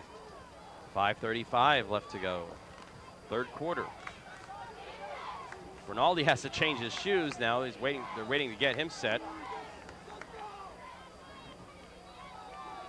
Muldowney somehow directing traffic here. A lot of movement going on, and flag on the play already. That's probably a formation error. Pass is thrown behind Elvina.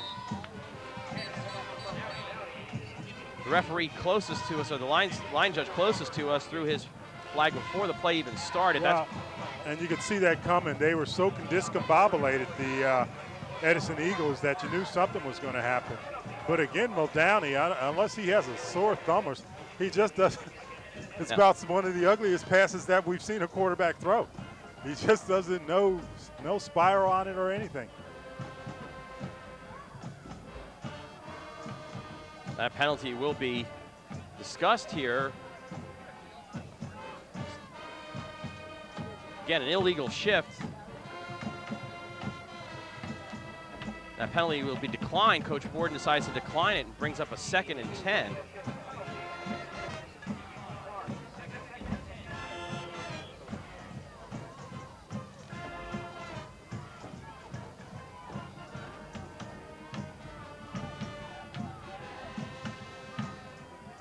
Muldowney under center. Fakes. Korea! Oh, wow. Korea! That's blowing up a play big time there. That's not Rinaldi. That is Adam Tyball, 20. Looked like was the recipient of that. Welcome to James Korea in the interior line. I'll tell you, Korea again has been awesome tonight. 3rd down, 12 yards. Loss of 2 on that play. Big chance for a defensive stop here, force a punt. Getting back some of the momentum. Now, Muldowney looking, has his man in the flat.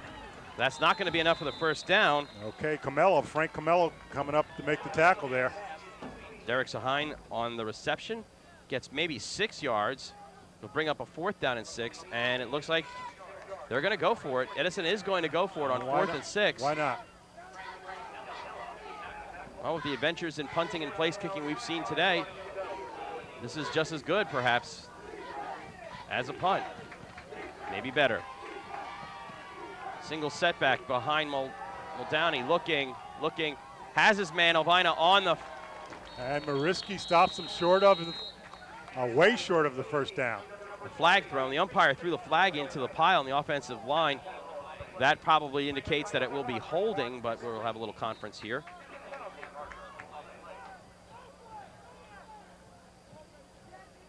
Holding against the offense. That will be declined. The result of the play was no gain. Right. And again, Mariski smelling it out right there and stopping it for no gain. The Bears take over. Bears take over on downs. Again, good. Actually, this is probably their worst field position in quite a while, and that's the 33-yard line. And if you're the Bears, what do you want to do? You want to protect the ball here. You don't want to get completely conservative, but you don't want to get too loose with that ball. Mariski, single setback behind him. That's Alexander. Now Mineta in motion. And Robinson, this is the play he scored on in the first half. Picks up 11 yards. Brian Robinson. And fine running by Brian, and Nick Diamorin, number 40, made the tackle for the Eagles. Oh, 12 yards. That puts Robinson somewhere around, unofficially in my head, somewhere around 65 yards for the night on the ground. Wow.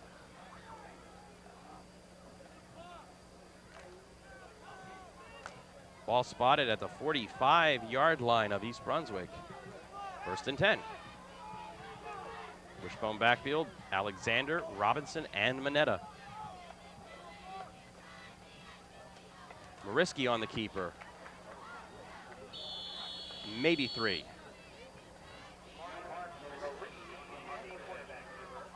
Okay, I think you're going to see a workman. I'm surprised Mariski kept it there. I think you're going to see a workman like Wishbone here. I said I'm surprised Mariski kept it, but of course it's all a read. And if it's a true Wishbone, he's reading. And but it looked like an opportunity to give it to Alexander there, the way he blew through there. 2nd down, I'll call it 6. They'll give you almost 4 yards for Mariski on that play. This time, I backfield, Alexander and Mineta. Robinson in the slot right.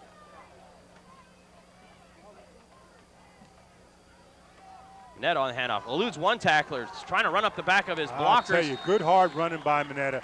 And you like to see that. Bobby Mineta, sort of a hard luck story last year. Came out on fire for the Bears and played early on in the season.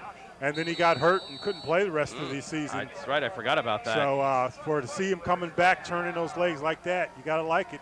And that is Bobby Mineta on the ground right now. Oh, man, did I ever speak. Looks like just cramping up maybe a little bit, stretch I hope him out. that's all it is. Athletic trainer Phil Hostler on the field right there. Checking into the Bears backfield, Brian Ackerman, 27, will check in, probably replacing Mineta. Yeah, I forgot all about that. Add Mineta to the injury list. Wow. That's what really killed him last year. Mineta was on fire about the time that he got hurt last year, and the Bears, things went downhill sort of from there. Again, the Bears' next game will be next Friday night. That's an away game at J.P. Stevens. They're back home here 2 weeks from tonight against Sayreville. Then on a Friday night away at Woodbridge, and then the homecoming game here October 18th, Friday night against Bishop R. Well, the Hawks are loaded, appear to be loaded again this year. J.P. Stevens. 1st and 10 for the East Brunswick Bears. Ackerman, Robinson, Mariski now dropping back to pass, looking now, being chased and sacked for a 9-yard loss. Only one receiver out in the pattern. That was Danilenko, 11, but he was well covered. Risky had no choice but to eat the ball. And Eddie Kidney coming in to sack Mariski there. Mariski just thought better of letting that ball go, and sometimes that's Well, I question why work away from what is working for there. you. You're right. The bone has been working. They've been moving it on the ground, no doubt about it. That loss of 9 yards, 2nd down and 19. Bears now on their own 47-yard line. Long, hard count. Robinson gets outside. Can he break? Oh, last man and a desperation tackle there. I'll tell you. Robinson Wow. on his horse there. Once again, Eddie Kidney, again, number 66, blowing in, coming in to make that tackle. Good ball playing on both sides. Well, Robinson gets back about maybe 14 of those yards. He's close to 100 yards, probably somewhere around 90 right now. Got to believe it. Again, it brings up a 3rd down and a long 5. Ball on the Edison 38-yard line. Got to get it just inside the 34.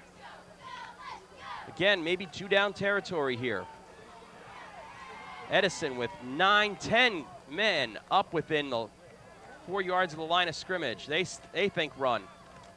Alexander gets the ball and gets nothing, maybe 1, 2, possibly. I think he got a hard 2 yards there. He actually dragged a few people before being stopped.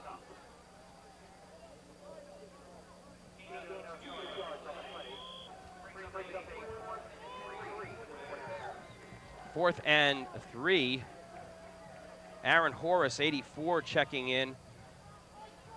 And can it be anything other than Robinson on the sweep? Well, they got 2 big tight ends in there. You've got Fessel, 83, and you've got Horace, 84. Yeah. This is coming straight at you. Alexander, Ackerman, and Robinson in the backfield. The pitch to Robinson. The big horse is out front. Robinson cuts back. Ooh! Ooh, this is going to be close. I'll It depends on the spot. Very close. It will depend on the spot. Now, I thought I saw a flag down, too. Maybe I was wrong, but I thought I saw some yellow laundry on the field. I think you've seen a golden helmet fly by late. Oh, you do see it. You're right. It's going to look like a holding against the Bears. Mercy. And the one official hand signals looked like that holding was called on McCarthy, 72.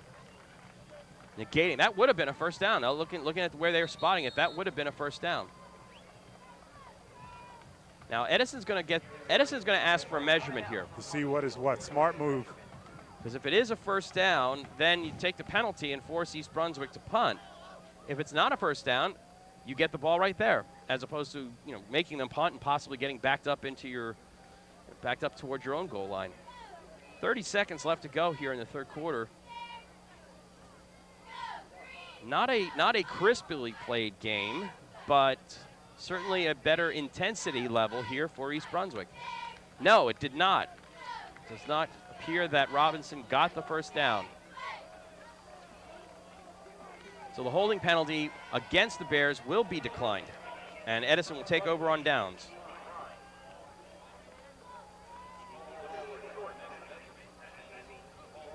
Well, I'll tell you, with 30 seconds left in this quarter, what the Bears have to do is hold. I don't think Muldowney can beat them passing. I really don't, unless someone just simply gets behind one of the defenders there. And that's happened. And it has happened. You're right.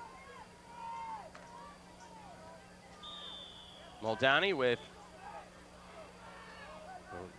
wing T backfield. Romaldi in the background, behind him. Romaldi gets the carry. It looks like that ball popped loose, or he was carrying it very, very casually. In any event, that looks like it's going to go for a loss of a yard. Yes, there was a fumble on the play, but it was recovered. A loss of 1. And getting up off the bottom of the pile there, number 77, Michael Asiani, sorry. And that's the end of the third quarter. Our score, East Brunswick 21 and Edison 12.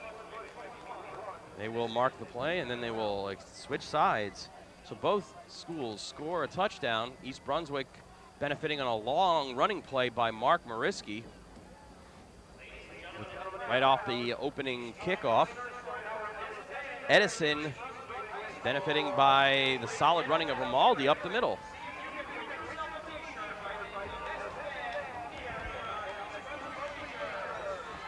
Cheerleaders down front throwing out T-shirts. They're throwing out T-shirts. Can you get me one? Yeah, Tim? really. I mean, I'll reach out. I'll try, but I don't know.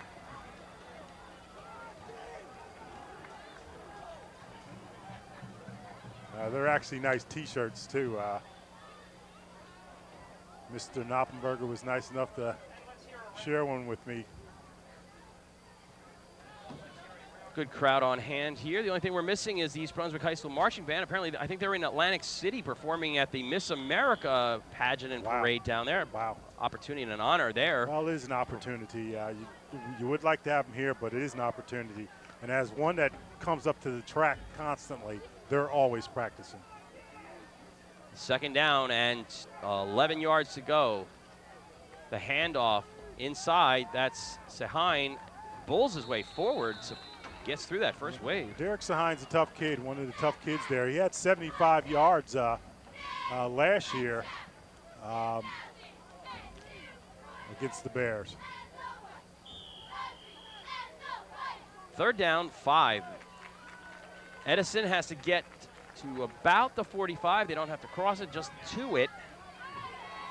So we'll call it 3rd and 5. Big opportunity here for the Bears to put a stop. But again, you're in two down territory maybe if you are Coach Geoffrey. 8 men up in the box for the Bears. The rollout. Pass, and open is Romaldi and gets the first down. And as soon as I say, well, down he can't beat with your pass, he makes a nice completion there. Romaldi found the seam in between the secondary and the line. East Brunswick bringing 8 men up in the box. Trying to put pressure on Muldowney to get rid of that ball. Ball spotted at the 48-yard line. 1st and 10 for the Edison Eagles. Just started the fourth quarter here at J. Doyle Field.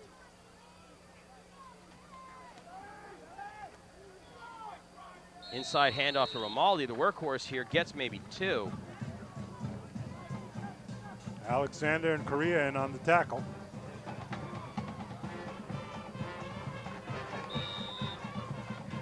I think we got a shoulder injury for number 21. Or no, I think it's an equipment problem. Equipment? Okay. Yeah, I think his problem with his chin straps, Romaldi. Rinaldi, okay. Well, you can tell he's the workhorse. Look at the color of his uniform. I mean, look at how much dirt it's got on it compared to some of the other guys in that. That's for sure. That's kind of a lunch pail player there. Mix it up, get dirty.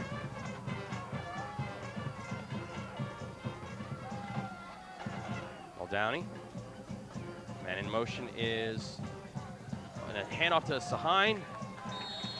Nothing going there either. Robinson on the tackle. Robinson with a textbook tackle, taking his legs right out from under him. Romaldi back in now. Walking advertisement for laundry detergent. His uniform.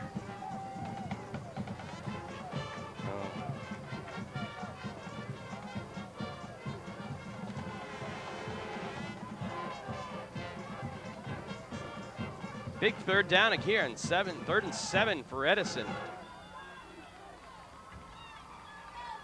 Inside handoff from Romaldi gets the first down. What a fire plug he is. What a fire plug. Christian Elvina in motion, but the handoff inside to Romaldi. Rinaldi, I should say. Sorry. Rinaldi's getting close to 100 yards himself on the ground. Rinaldi's 5'8", 145 pounds. So if you got some heart, you can play this game.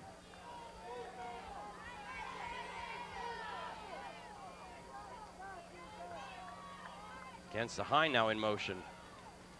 Well, Downey back to pass, looking, and has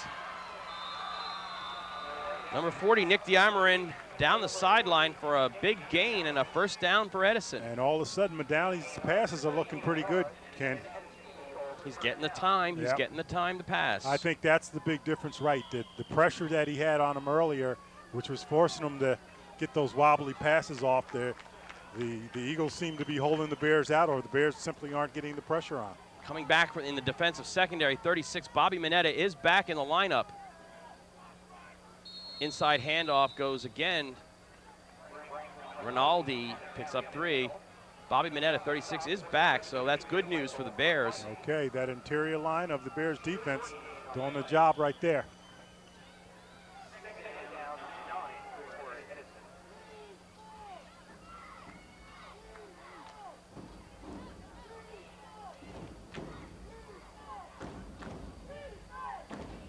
Well, Downey. Sahine in motion. Back to pass. Wide open down the field. Wow. And I'll tell you, a little bump in there, too, as he went up for the pass. Well, that pass, again, another slightly wounded duck there. Barry James, 32, was downfield. But the ball hung up there long enough for coverage to get down there. And they both, the offensive and defensive players, were going for the ball. So no interference there, no face guarding. Brings up a third down and a long 8, call it 9. Ball on the 27-yard line. Watch out for the halfback pass. Inside handoff. Rinaldi. Gains maybe 4. Gets about the 22, 23-yard line. Coming up on 8.5 minutes left to go here in the fourth quarter. And Rinaldi's down. Yeah. He's been handling the ball a lot. He's been the workhorse, 145 pounds, and he's the workhorse. I don't know. Let's see. I don't know that. I don't think that is Rinaldi. It's not? I'll take a look and see. Who it is in a moment. It's or somebody whose uniform's as dirty as his. And again, we have this opportunity to thank the athletic director of East Brunswick High School, Mr. Frank Knoppenberger, and the East EBTV staff who are here taping this game, helping us tape it and bringing it back to you on Saturday and Sunday here on EBTV. Again, this is Ken Saroka and Phil Hill bringing you all the action from J. Doyle Field. And that was Christian Ovina, number 23, who was actually down. And a sideline official coming in. Something's not right here. 4th down and 4. And if you're Coach Marcus Borden, you can expect a straight up the gut run. That seems to have worked the best so far for Edison. Well, Rinaldi in the backfield. No, Muldowney's going to roll. He's looking, fires back against the grain, and it is knocked down. Coming back to make the play defensively. Wow. Wow is right. That's 21, Rob Ayala coming back to make the play. Free safety Ayala just did get back there, but Muldowney again rolling right and throwing back across field, had a receiver open, and a fine play by Ayala. Well, now you got to question Coach Giaffre about this one. You know, why go away from what works for you? You still have time. There's 7:59 remaining. Why go against what your tendencies are? Really?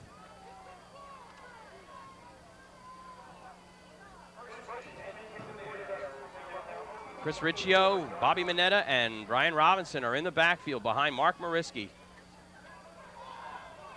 Oh, mercy. And we have a fumble on the play. Now it looks like the Edison players think they have it. We'll see.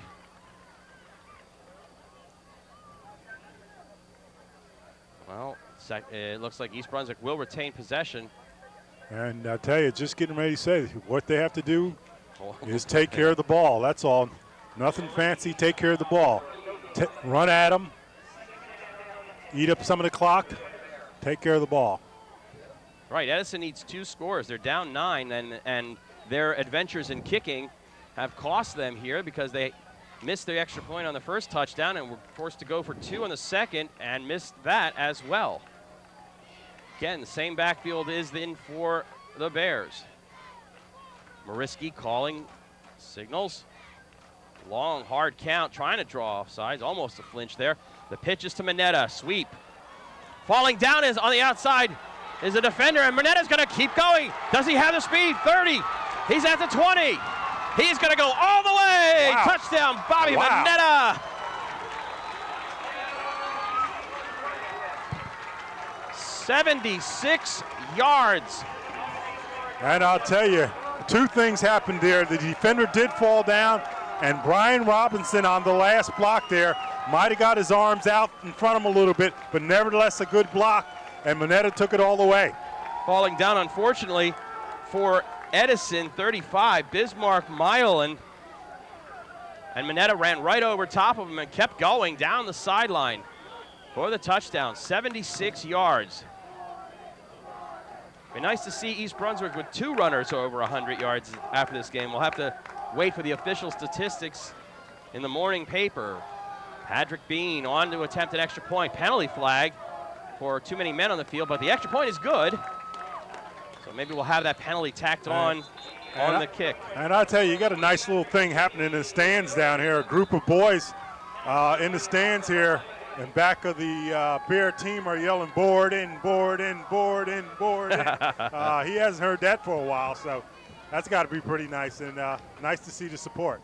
Well, we'll see now what the penalty is. The penalty was an illegal substitution or too many men on the field there, so there shouldn't be a problem here because Patrick Bean's extra point, he's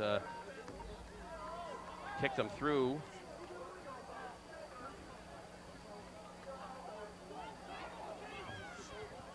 And when they go back and play the VCR and play it back, you'll see, again, number 35 falling down, and you'll see Brian Robinson coming out with the last block that sprang Mineta, and Mineta turning on those afterburners and getting it in for the touchdown. 28-12. Dare we say it? Dare we say it? Dare we say it? Who would have thunk? Who would have thunk this? But hey, we still have 7 minutes and 2 seconds left to go, so let's not count our chickens before they hatch. But still, it's a comfortable feeling to be up here looking at that scoreboard and seeing the Bears up by 16 points. That's 3 scores.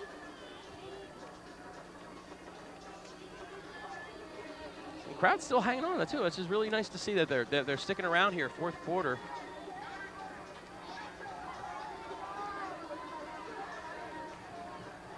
And the T-shirts, come on. Well, they're never going to reach. They're never going to reach.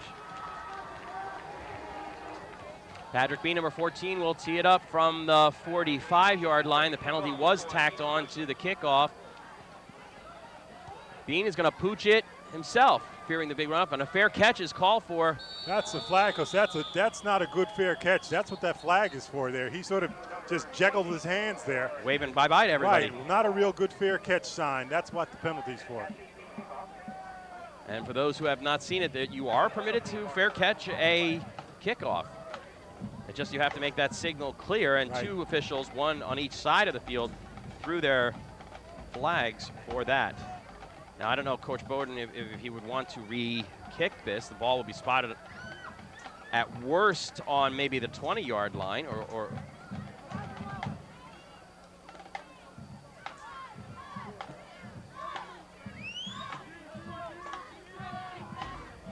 again, I don't think you'd ever think you'd hear me say this, but warming up on the bench, in the bench area, John Woronicki, the backup quarterback. Woronicki, you're right.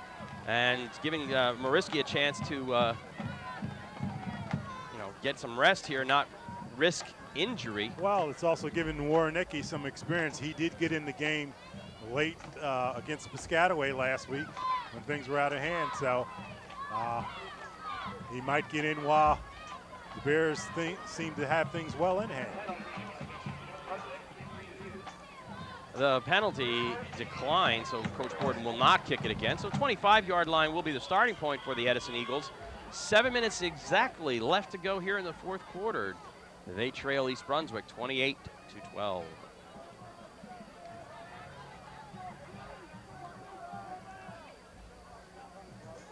Muldowney, the draw play inside, and big hole. And a large gain going on here. Elvina coming through, getting down the sideline and get to the 40. A gain of 35 yards on the play. I tell you, ouch. Christian Elvina, a Mack truck could have gone through the hole there, and Elvina went through and actually took his time trying to pick his spots and picked up great yardage. Not that we have this game in the bag, but let's hope that was just a temporary lapse on the part of the Bears defense. Again, same formation set up, the fake inside, but the handoff does go inside to Rinaldi. Okay, Joe Alexander along with Robinson coming up to make the tackle.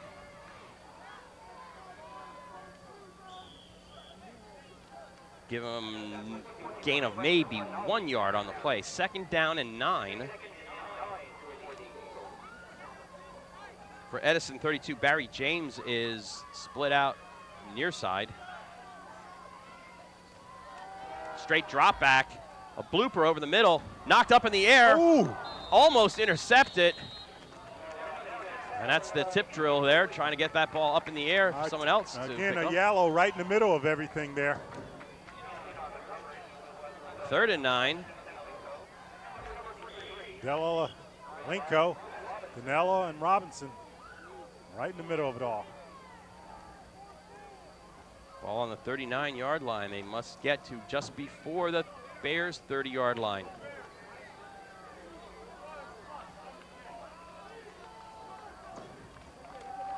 Straight drop back.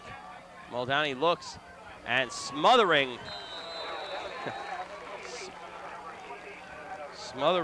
Adam Tybald for no gain, and it brings up a 4th down. I believe that was Mariski.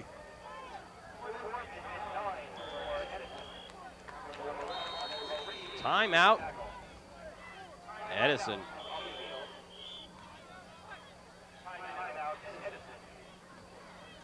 Okay, on our athletic calendar for the other sports, not much going on tomorrow here. Boys cross country are involved in an invitational. Boys soccer away at South Brunswick. No, I'm sorry, I'm looking at this October 21st. No, September 21st. Not much going on. A lot of things were happening today. Boys soccer, both varsity and JV, were in action against Westfield. Girls field hockey was home against Union. And girls volleyball were away at Long Branch.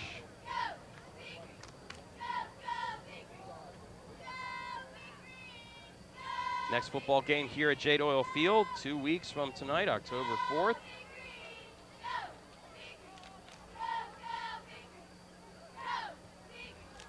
Okay, here we go. 4th down and 9.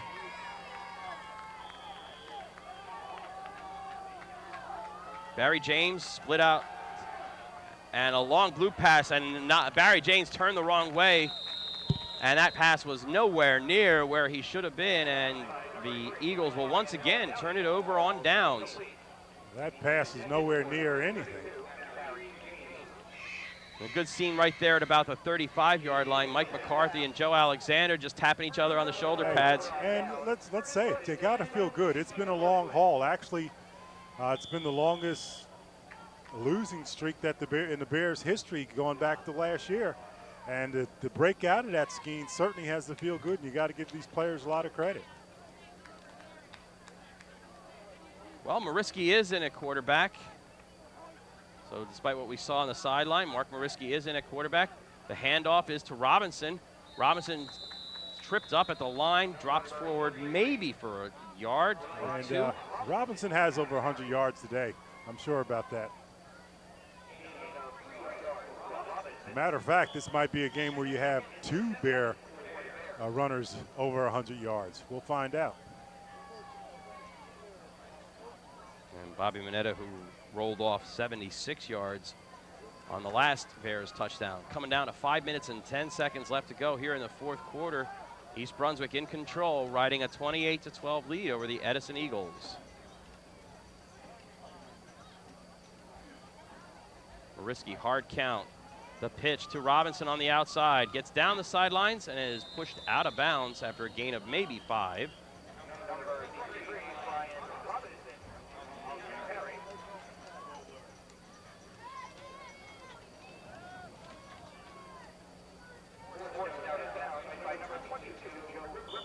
Joe Rippo on the tackle. Mariski now looking for the signals to play. Schultz comes in, Danilenko comes out.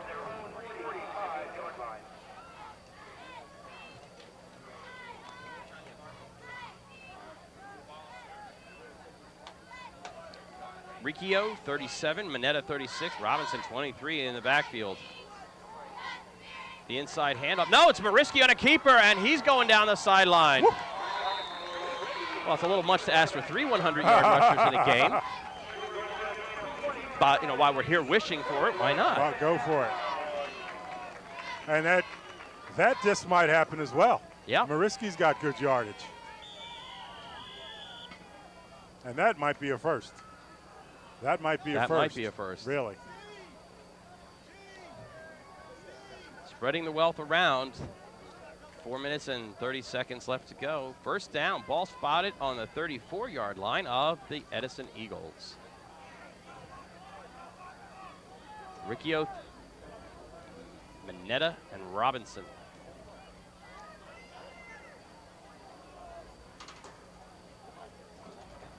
Long count, and handoff to Robinson. He breaks off of left tackle. About 6 yards on the play. Call it 5 yards. Ball will be spotted on the 29-yard line.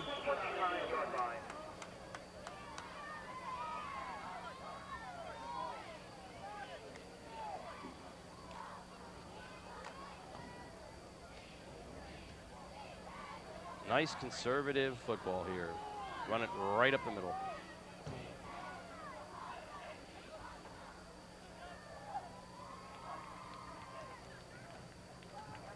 Mineta get maybe 3. Coach Giaffrey wants a timeout. And Ken, I'll tell you, as we look at the Bears here, as Edison takes this timeout, you know, you got to feel good for this game for a lot of people. And some of the people you really want to feel good are the assistant coaches, the hard-working coaches. They're good guys. We're talking about Tony Toto, Andy Steinfeld, Keith Lane, of course, Harry Mars, who just bleeds green blood for East Brunswick, Glenn Pazinko, Tom Giordano, Scott Kamakevitz, Mike Vanella. All those guys, they work very hard. It makes practice a little bit easier. Especially this week coming up. That's for sure. Bobby Mineta is out of the game. His helmet off. He's probably done for the night. Looks like he's cramping up a little bit there. He's grabbing the back of his leg. He's had a super game. Bears looking like they're going to put 2 tight ends in, Aaron Horace and Danny Fessel, both in the game.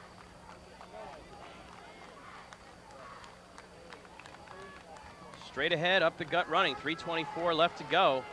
No wide receivers here. This is smash mouth football, EB style. The handoff, this time to Ackerman. Ackerman, 27, is in the game, replacing Mineta. And a first down. Keeps the drive alive for East Brunswick, trying to whittle down the remaining 3 minutes and 10.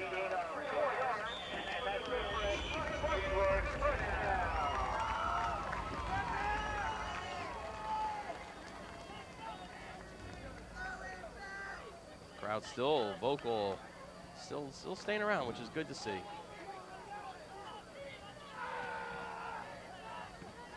Mariski, again, Ackerman, Robinson, and Riccio are your running backs. 9 men up in the box. The handoff to Riccio gets maybe 3 yards.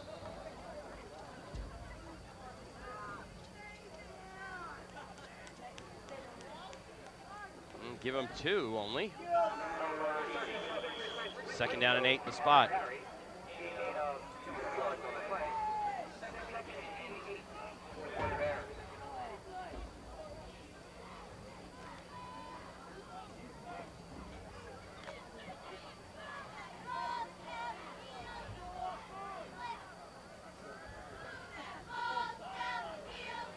Training every last possible second from the clock.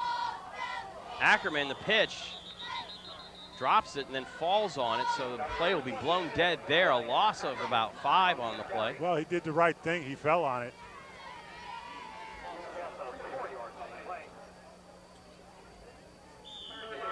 Third down and 14 here for the Bears.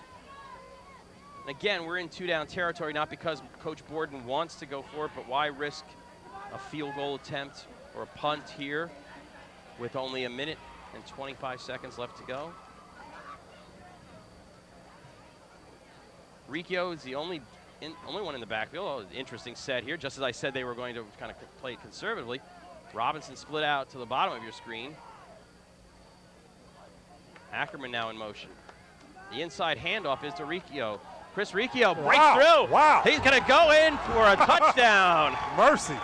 25 yards out. Chris Riccio scores the Bears' 5th touchdown.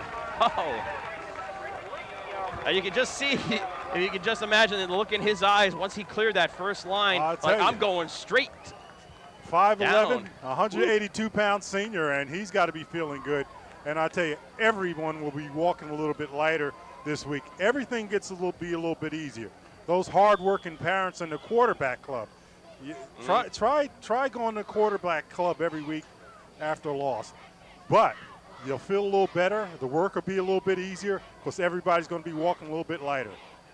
Patrick Bean, this extra point, however, the only blemish on his record. He's 4 for 5 now with extra points. A score 34-12 in favor of your East Brunswick Bears. Again, our next home game here at J. Doyle Field will be 2 weeks from today against the very powerful Sayreville team, who put a licking on Edison last week. So no real rest. They can't feel too good about themselves here. They're not going to have a rest with any of the rest of the Red Division. I'm going to tell you that. But they're clearly getting sharper themselves. And if they believe in themselves and execute, listen to their coaches, good things can happen. 57 seconds left to go. A well-balanced attack. Bobby Mineta throwing for a touchdown, running for a touchdown. Brian Robinson, 2 touchdowns for him. Now Chris Riccio gets on the board.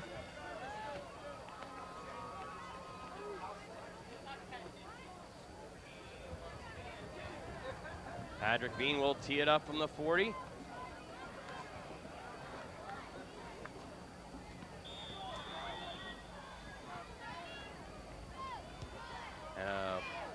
My pop-up comes down to Barton James.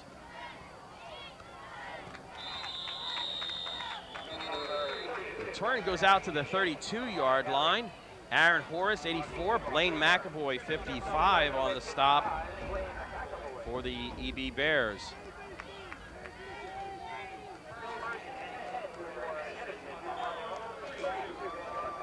Wholesale changes now. Now is where you need the program. That's for sure. I just put mine away. As you have the entire defense changed over for the Bears. At least time for 1 or 2 plays here. Changing quarterback for the Eagles. Peter Fresco inside handoff to number 66, Eddie Kidney. And I'll tell you, David Ruffner in on the tackle for the Bears. Number 48. Time for one more play. See what Edison has in mind here as we wind down. Inside head off to Kidney again.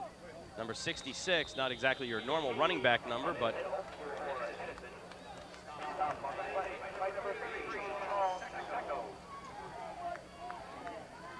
number 30 in on that tackle is John Park. John Park. And the time has run out. East Brunswick puts their first win in a long time into the books. A 34-12 defeat of the Edison Eagles. I mean, they were confident. They thought they could win this, but I don't know if they thought they could win it by this much. Well, that's redemption. They remembered last year, and they didn't want to have these guys play these guys again thinking that they were those same guys. So they certainly have some redemption, and they did a fine job today. Again, Brian Robinson, Bobby Mineta, Mark Mariski, big games all around here. The Bears defense coming up strong when needed, stopping Edison on several fourth down opportunities. And after giving up the initial touchdown on the first Edison drive, holding them to just one score the rest of the way. On overall, not a perfect game, but certainly a much improved and much more intense effort by Coach Borden and his troops here at J. Doyle Field. As we see the teams shake hands at midfield. Again, our next home game here is in 2 weeks against Sayreville. We'll hope you can come out to J. Doyle Field in person. If not, I guess we'll be back here again on EBTV to bring you all the action. For Phil Hill, I'm Ken Saroka. Good night. Once again, the final score, the East Brunswick Bears 34, the Edison Eagles 12.